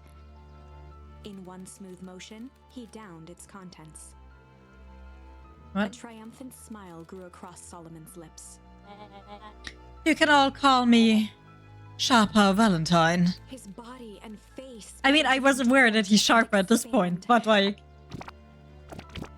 The little shit!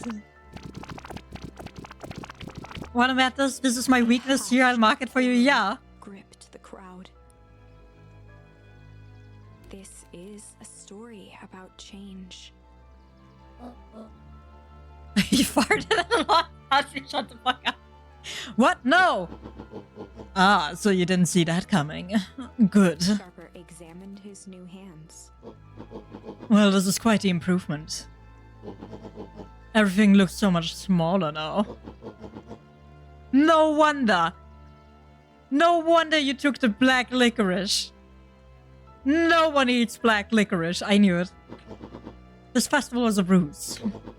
I wanted you all to witness my glorious return with your own eyes. Why does everyone look so downtrodden?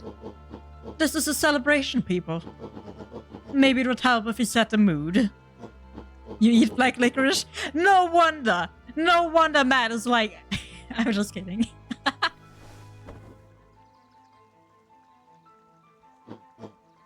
Ha, wonderful. Sharper choked out a crude, frustrated grumble I sprinkled fucking through skipped the crowd. text in my excitement. Sharper, you malicious bastard. Malice. Let's go. I'm glad you're back so I can tell you to your face. You destroyed this town. We ain't gonna let you get away with it again. Sorry, this is not time for audience participation. Some assistance, Mr. Kerr. William Kerr gave a subtle nod to the clipboards. How many clipboards are there? You coward! There's only 2. They're clearly like in the lower number. We can easily overpower them. Should really hit me with the yeah you would. A helpless quiet settled over the crowd. And he did get a hold of the suit, I didn't even realize. I thought so. Did you all truly believe you could be free of me? A town of complete and utter fools. You people should be celebrating my return. You're clearly lost without me. And that leads me nicely to my children. Daddy? I give you both the greatest gift a parent can give. The opportunity to prove yourselves in my absence. Squandered. To say I'm disappointed would be an understatement. But I... Silence, Augustus, an adult is speaking. Augustus may be an adult by now, buddy. I don't know. But I feel like Augustus is an adult by now. Ugh. I don't know which is worse, a son who is completely hopeless, or a daughter with such potential who inevitably lets me down. Eris, you fail me with admirable consistency.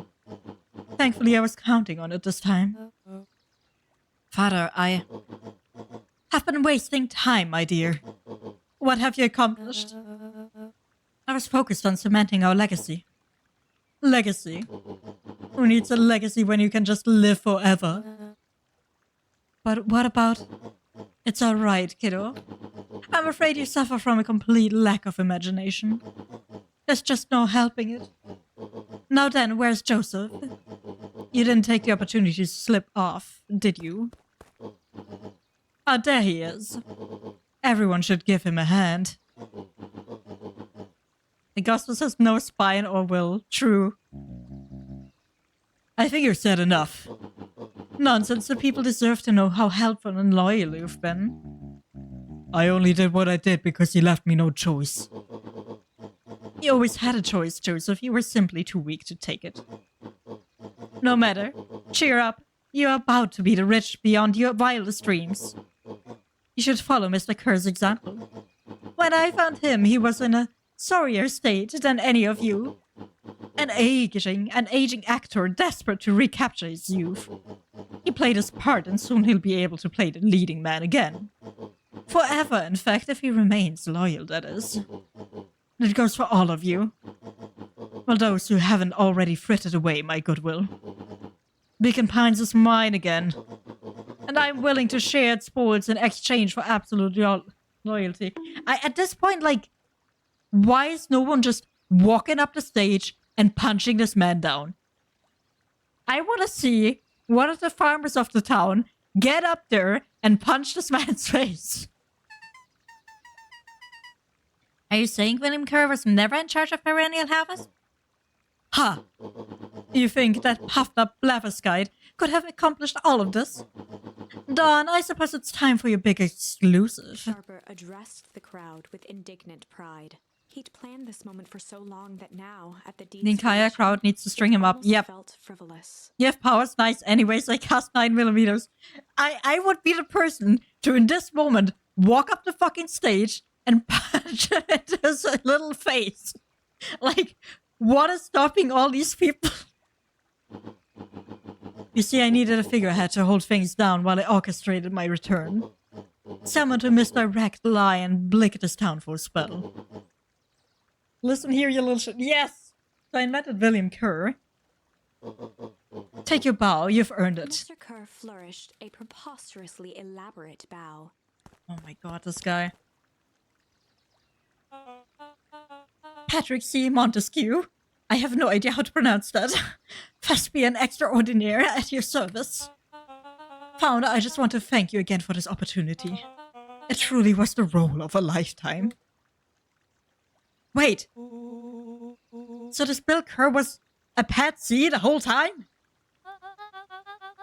Now that your secret is out in the open, what's to stop this town from rising up against you? Oh, that's the delicious part. Finally, he's getting to it. By this point, I would have fucking punched him down. By this point, he would have been dead. Bro. Fear. Thanks to our clipboards, I know what each and every person in this town fears most. And I will make those fears manifest for anyone who steps out of line. The choice is simple. I'm not afraid of you. Ha! The young hero. I've kept a keen eye on you, boy. You and your friends made a habit of disrupting my plans. Imagine if they had guns which age you 40 years or just buckets of goop. True. They should just be getting the fluid from the forest and like literally throw it at him. And that's it. Make him the oldest geezer in the world because apparently that's his personal nightmare. You might have had your moment of triumph, but that's fate for you. You can't do this. Oh, but I can. I have won. Never underestimate what a great man can do given time. And now time is my plaything. Perhaps the most expensive thing I've ever bought. But well worth it. Huh? Sharper coughed up one final laugh and cracked his knuckles. Enough chit-chat, let's get to work, shall we? And so, how is this a Sharper bad set about ending? remaking the town in his own image. I've got fear. Wow! The fertilizer factory soon reopened for business. Sales rose steadily as more and more farmers across the countryside began to swear by its miraculous properties. Beacon Pines became famous. We still have no idea about the corpse that died, right? A secretive town that, Because we did find a particular corpse. place, shared its gifts with all. We did find a corpse and we still don't really know who that was. Gifts that became more and more necessary in a world where winters grew longer and longer. The end. Have your server results are unstoppable? Yeah, literally the dumbest shit. Things are becoming clearer now. How clear they are becoming. We're literally at the fucking end. Can't let Sharper win. He might just be the key to this whole thing. Okay. Let's see. Well, we don't have the choice to win here. That is the thing, though. And there seems to be like one more option that we don't have that makes us win. But we haven't found that. We have another option here, which is Malice, to get a little further in the game.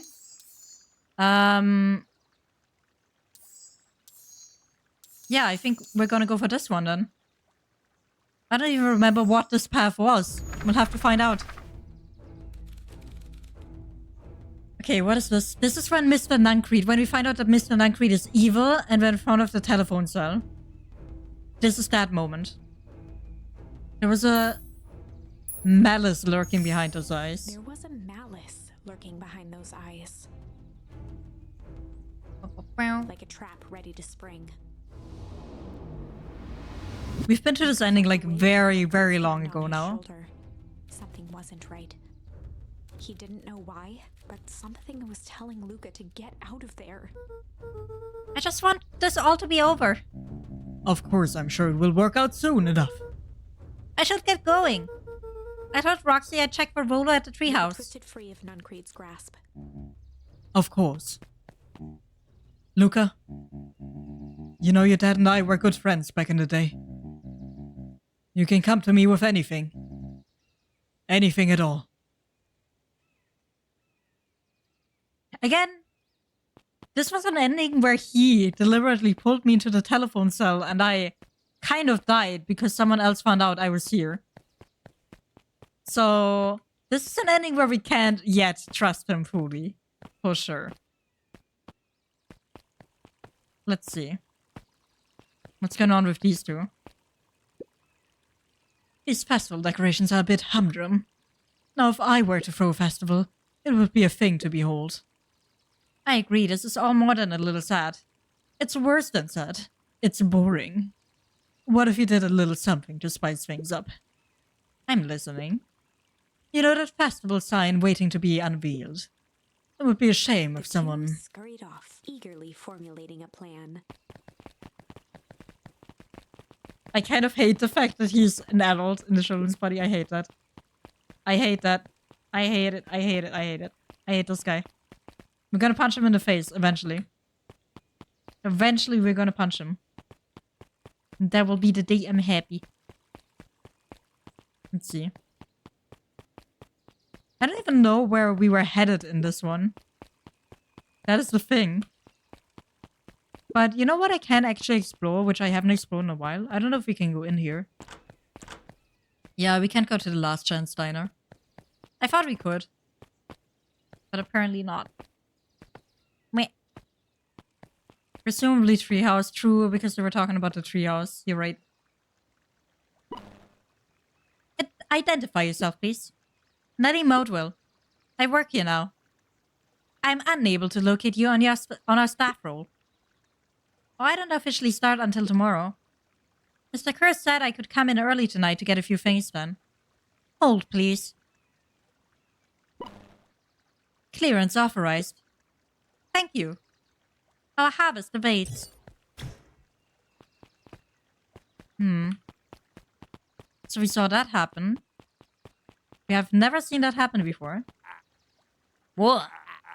You could get a wrench to the noggin sneaking up on a guy like that. Don't scare a man while he's drinking, Sonny. Evening, Jeff. Isn't it kind of late to be drinking? I might as well ask the same thing of you. Find anything good? Well, ever since Perennial Harvest moved in, even the junk is trash. You can learn a lot about a person by looking at what they throw away. To the sponge, it's all shredded paper and coffee cups. Well, I'd better get going. I didn't say nothing if you didn't see nothing. See what? Exactly. I love this guy so much. We don't know about this kid either. This kid has just been standing there each and every time. Alright. It is time for treehouse then. I don't want to waste too much time. Unless we could be fishing. I don't know if there's anything else we can fish up for. Oh, we have a lot of new things we can fish. Luca How about wrapped a pungent? twig of thyme around the hook. Some fish have refined taste. Well, full screen misclick, no problem. It happened.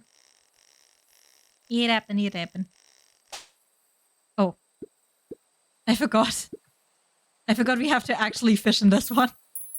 Yeah, I'm gonna fish up everything that we can. Some fish have refined taste. This is an Iggy's timeline. This is the past. This is when I was a baby, and this is my father. And I am fishing up stuff. I don't think this has anything to do really with the mainline game, other than we get some hints out of this, maybe? We'll see, we'll see. Boom, boom, boom. Because we already got like 3 items in this. There's 2 past segments we can go back to. One of them is this fishing with my dad, and the other one is serving dishes in the diner. Figures. If he had it his way, property of Sharper Valentine would be written on everything in this town. Shall we give it back to him? He may not even want it back. The man's got a contentious relationship with time. I'll keep it here in case he ever wants to pick it up. Yeah, we're getting quite a few hints here that I obviously have missed. Lucas I could have learned a lot here, I think. Fishing with the law of attraction. I could have learned a lot here beforehand. Like, way before we went down the path and found out about Sharper Valentine. So what do we got here? Key? Where do you think the lock is for this key? Now, why would we want to find that? Because then we would know the secret. God, that's no fun. The second we know what it unlocks, it just becomes a boring old key. Right now, this key could unlock anything. Cool! Yeah, we don't really have any hints with that one. Stretchy hand. Those things always get dirty anyway. Let's try the last one we have. Doom, doom, doom, doom, doom, doom. Doom, doom, doom, doom. And then I'm probably gonna head to the treehouse. Because I don't think we're getting any hints that we don't know of at this point anymore. Should we give it to Mom? She likes jewelry. That's a sweet thought, Buckaroo. But I'm not sure she'd fully appreciate a pawn bracelet. I suppose. Okay, so I think we did all of the fishing that we could do. I'm just gonna move on. Because we didn't really learn new things from that other than the time thing. Which is a bit of a late hint at this point. He aired a long holler into the woods. Rolo! Rolo, wherever you are, I hope you're okay. Luca felt his eyes getting heavy and plopped into the beanbag. Hydrate! He conceded to its lumpy embrace. Okay. Thank you for the hydrate, by the way. I probably need to get some more water, though. So we're basically in a mainline of the tree, and we're probably gonna get a bad end out of this, and hopefully another word, so we can continue and actually beat the story, I guess? We'll see. Get in that water, bro. I'll be back.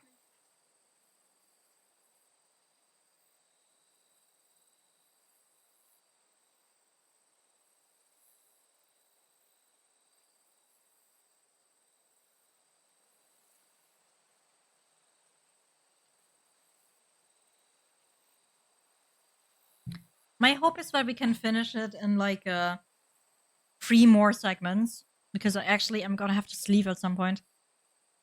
No, I could fix this whole schlamassel, Rufus. Absolutely not. Absolutely not. He would make it so much worse. Holy shit.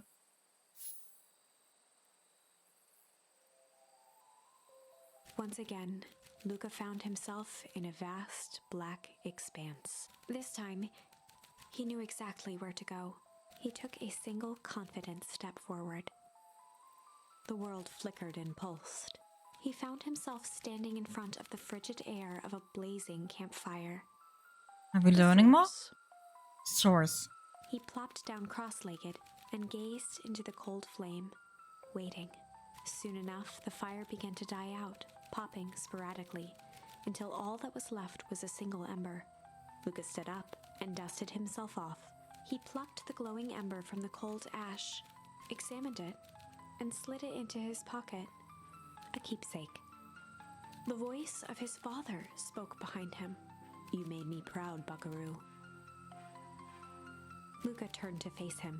Okay, so we gotta somehow get rid of the fire. What is this place?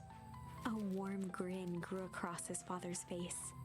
A place where everything that has been and everything that could be all wait together.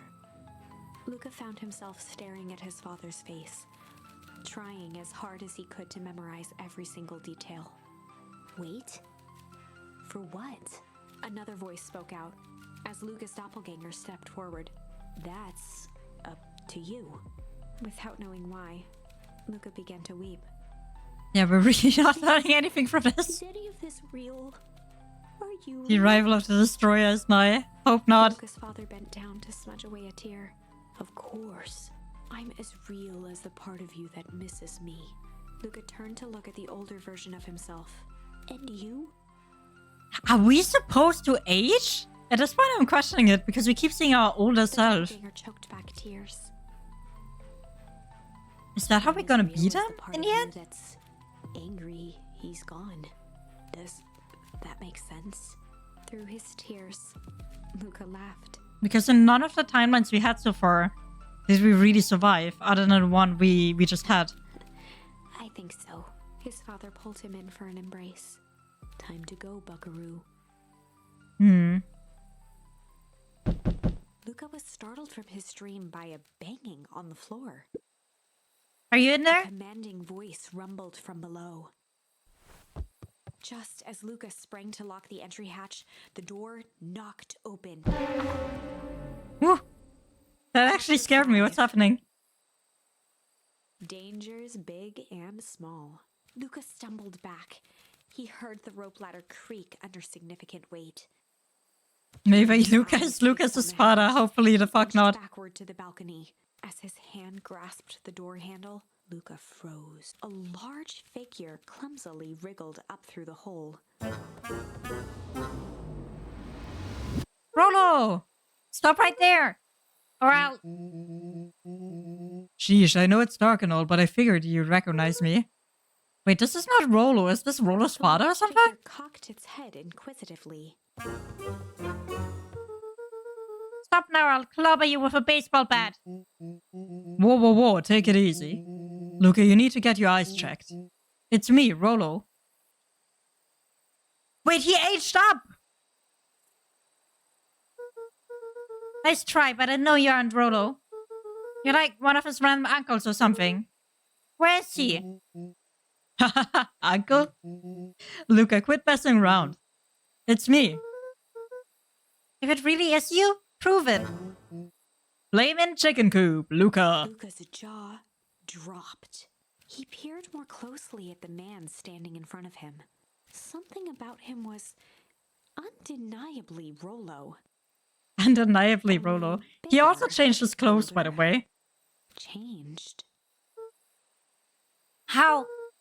What happened to you? When I was running away, I ran into more people in those yellow suits. They grabbed me and dragged me away. What? Where did they take you? You know, they threw a bag over my head. It was cold and smelled like a swimming pool. I think it was an underground lab or something. They made my hands all big, look. Rolo proudly presented his hands to Luca. Pretty sweet, right? I mean, it wouldn't be my first pick for a superpower. But beggars can't be choosers. Rolo, it wasn't just your hands. My feet too? Dang, Pa just made me new shoes. Wait, Luca, why are you so small? Luca moved to the side and pointed Rolo to his reflection in the balcony window. Well, this has got to be really awkward of a revelation for both of them. What the? His hands shot up to his face. Holy Toledo! Rolo, what did they do to you? They made me drink some sort of green crud. You. Actually, it wasn't too bad. It kind of tasted like licorice. I passed out and woke up like this. And then I sort of smashed open my cage and escaped. Whoa, you smashed open the cage? Kinda. At least I think I did. It's all a bit of a blur. I want Big Rolo to be the one to punch Dog Satan. Yes, absolutely. They had you in a cage? Who are these people? I don't know who did this to you, but we're gonna fix it. Fix it? This is awesome. I'm just glad you're safe now. Luca, you don't need to worry about me. Sure, I get snatched, but look at it this way. I got snatched. I knew where snatched people go. We may finally have a lead on what happened to your family. Maybe you're right, but this all seems dangerous. Danger? Ha! Rolo shadowboxed a few jabs. I'll take them all on. Hey fellas, what's up? Oh my god. This is so weird though. They actually experimented on the child disgusting. Yes, they did. They also have murdered said child multiple times. In multiple timelines. So yes, it is disgusting what they are doing. Actually, that's the tame. Rolo needs to lift him off the ground and give him the backbreaker. Absolutely. With a yelp, Rolo dove behind Luca. Ah! Take cover! Did I come at a bad time? Who the heck are you? This is back. Sorry, something truly bizarre just happened. I need help. I didn't know where else to go. So you just hang out here with your large adult friend? Ah, no, this is my buddy Rolo. This is your missing friend? One and the same. He seems a little old.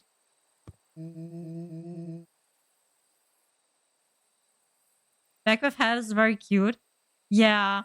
Yeah, it's super cute. What the heck does that mean? I'm sorry, you're the one who just showed up out of nowhere. So we'll be asking the questions here. That's fair. How did you find us? Your silly little treehouse? I think you mean our silly little mission control. I hate to break it to you, but your secret path isn't so secret. And I could hear your racket from a mile away. See, Luca, this is why we need to improve security around here. And now, Rolo. Beck, you said something bizarre happened? Yeah, but She shot a nervous glance at Rolo. anything you can say around me, you can say around Rolo. This has been a weird day all around, hasn't it? Yep. Beck's eyes narrowed. Okay, so it all started when I made it back home. My first order of business was to try to salvage my hair. So I dyed it with some stuff from the chemistry set my mom gave me.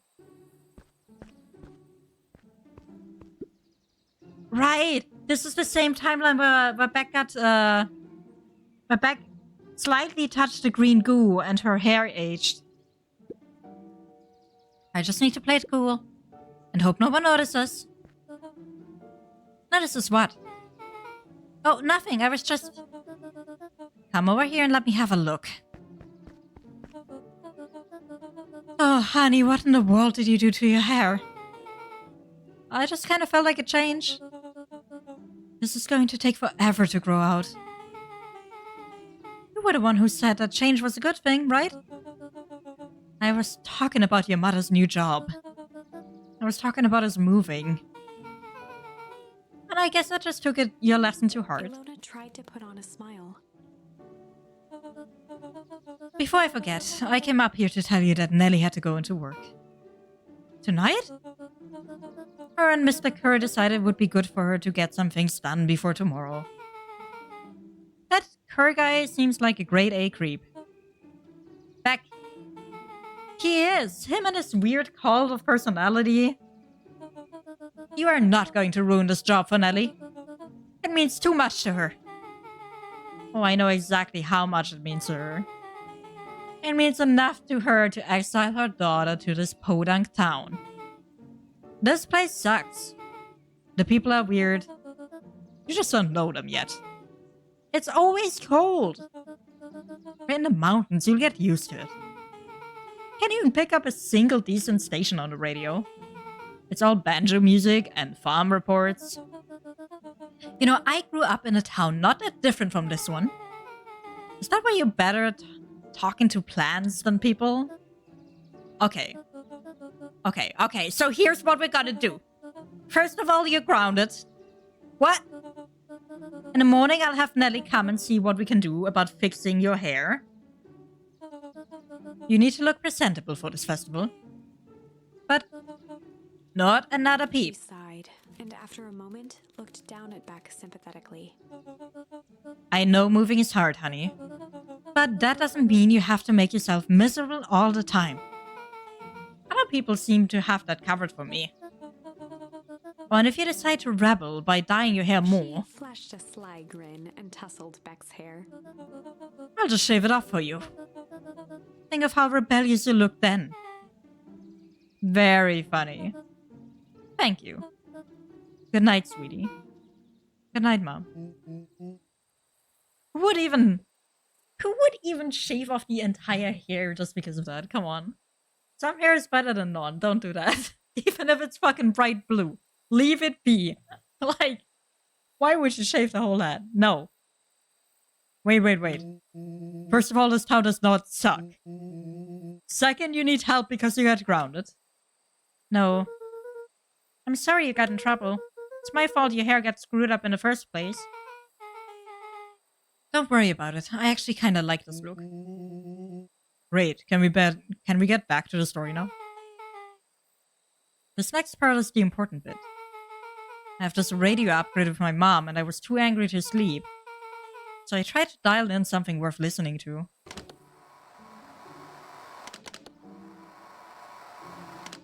Oh. Mr. Kerr, are you there? Mr. Kerr? Yes, I'm busy. What is it? Apologies, I have the founder on the line. Patch him through immediately. One moment. Hello, sir. It's so nice to hear from you. Skip the pleasantries. What's your report on our new lead researcher of deep engineering? Lily Modwell seems to be integrating nicely. At this very moment, she's working to help us meet our deadline. She offered to work overtime before I even had the chance to suggest it. Excellent. And you have faith that she's capable of finishing the work left by her predecessor? Her work must be complete before the festival. I will make sure she stays days and night until it's accomplished. Good, you know how I feel about loose ends. Yes, sir. Once she has finished the work, we need to make a determination regarding her long-term prospects in the company. Immediately, sir? I usually have more time to fully bring people into the fold. We are in the endgame, Bill. After your failures with Dr. Prescott, I can't afford to take any risks. Of course, sir. No loose ends, sir. Once she finishes the work, she will either leave the company completely committed to perennial harvest, or she won't leave at all. Perfect. Sir, if I might suggest, maybe we should delay just for a bit. Oh? It's just we seem to be rushing to hit this festival deadline. And rushing into things has caused some issues in the past. I see. Please understand that I just want what's best for you. I'm eternally grateful for all that you've done for me. Well, I'll make this very clear for you. I brought you in to make things run smoothly, not to have opinions. Of course, sir. Chin up, Bill. You're only a few days away from having everything you ever dreamed of. Yes, sir. Thank you, sir. Well, so she heard them admitting to the fact they're gonna murder one of her moms? Yeah. Just to be clear, when they said loose ends, they were talking about murder, right? Like actually killing someone? Capital murder? Luca gave Rolo a quick elbow to the ribs. Who is this founder? I was hoping you guys would know. Now, as far as we know, Kerr is the top banana at Perennial Harvest. You sounded scared of this founder guy. So we have an even topper banana on the field. What the hell is my mom caught up in? Has she talked about the job much? Not really. She said she was going to come in and continue the work of someone she respected. Luca, do you think that body at the warehouse was the person Beck's mom came to replace? Would make sense. Beck, it seems like Nellie's predecessor got, loose-ended. I'm getting that impression. Okay, so we need to get your mom out of there before the festival happens. That's 2 days away. Won't you just come home after work? The creep on the radio said they were going to hold her there until then. So if she's not coming out, we gotta go in and get Beck her. flicked a large sheet of paper out of her pocket and slammed it on the floor. Maybe this will help. You have blueprints? Well, it's really just a welcome map from my mom's PH orientation day. But it shows the layout. Sure, it looks like a blueprint to me. Look, here's the reception area. There's a big room marked Founder's Office. It even has the exits marked. Guys. We have a deadline. We have an objective. We have blueprints. You realize what this is, right? Rolo started to wiggle with excitement. I think we're heisting. Oh my god, Rolo. Rolo's so fucking adorable, I swear to god. This is officially a heist. Chapter We're 6. talking about murder, bro. And he's like, we are doing a heist. Let's go. Wow. The heist. They spent the night's end huddled around that small map. Look at the formulating a Rolo plan to dance, yeah. infiltrate the headquarters of Perennial Harvest. It would The be murder no heist. Small feat. A modern facility equipped with all manner of technology. Not to mention the swarm of clipboards that would most certainly be scattered throughout. Hello, Byakuran. Welcome By in. the time the sun How you began to peek doing? through the car window used as a makeshift balcony door, all were in agreement. This could just work. The final day Heist before time. the festival would be used to prepare. They'd need to pool every resource. You got at their 39 disposal, degrees fever pull every Celsius. favor Oh, with that thread. sucks. I'm very sorry to hear that. I hope you're resting enough, though. Even enlist some unsavory Make sure to characters drink a around lot. town with Lots of important water. tasks only they were suited for. Luckily, there was enough ill will and mistrust toward Perennial Harvest that alliances could be found at a bargain. Luca, Beck, and Rolo rubbed their eyes as they exited the treehouse. They hadn't slept at all that night. There was no time. You hate little siblings in these moments. Tiny bioweapons. I can only The imagine. festival was to begin in one day, and they each had their assignments.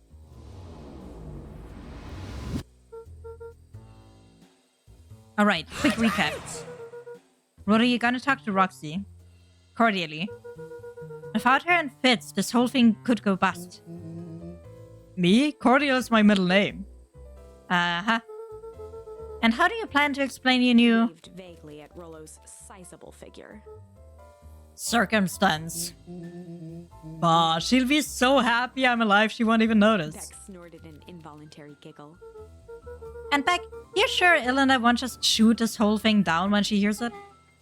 She'll listen. Once she understands that that the danger Nellie is in, the danger we're all in, the plan will make sense. The plan will make sense. I can't even. The plan will make sense. Okay. At least it's Joff, then Iggy. How are you gonna persuade them? I'll think of something. They each looked at each other with sleepy confidence and nodded. Well, Godspeed. So, I'm a bit in an awkward situation right now, and list the help with stuff. Because, yeah, that's gonna be a big mission. Because it's been 4 hours of stream, and normally I end here. And I'm really tired today. But at the same time, I'm really invested in the game. I think, though... Aw. I may have to do the ending of the game, possibly on Saturday. I think I have a stream scheduled Saturday. And instead of doing that stream, we could be doing more Beacon Pines, because I do want to finish this game at some point, and it would be probably better to finish it this week rather than next, no? So I could continue with it on Saturday, since I have Demon Turf planned twice this week, and I think it's fine if we just do it on Saturday instead. So, Beacon Pines, the ending of it, we're gonna do on Saturday then. And I'm gonna raid out for tonight just because I'm really tired and I still have that headache. And it is kind of getting to me at this point. So I kind of want to stop. Yeah, but you have started already, but this was super fun. It was super fun. And I'm actually super invested in the story, which makes me really sad that I'm not feeling too well. Because otherwise I would want to, like, keep going. But, you know, it's probably best I rest a little bit. Let's see. Where do we go, though? Where do we end up going? Thank you very much, Regin. I'll try and take care as much as I can. I really don't want to get sick at the moment. It would be absolutely stupid if I got sick right now, because I have a lot to do. Let's see. You see, Sloop is live. Ugly is live. And Ugly just dropped in earlier. We could go over there and say hi. And I also haven't raided into Nikkei in a very long time, but I've been on several celebrations with Nikkei. Let me see how long Nikkei has been going, and maybe we're gonna go there then. Just to say hi. After a long time of not saying hi. Okay, Nikkei has been going 5 hours. I think Nikkei is probably gonna stop soon. Soon-ish. Yeah, let's go for Bandon.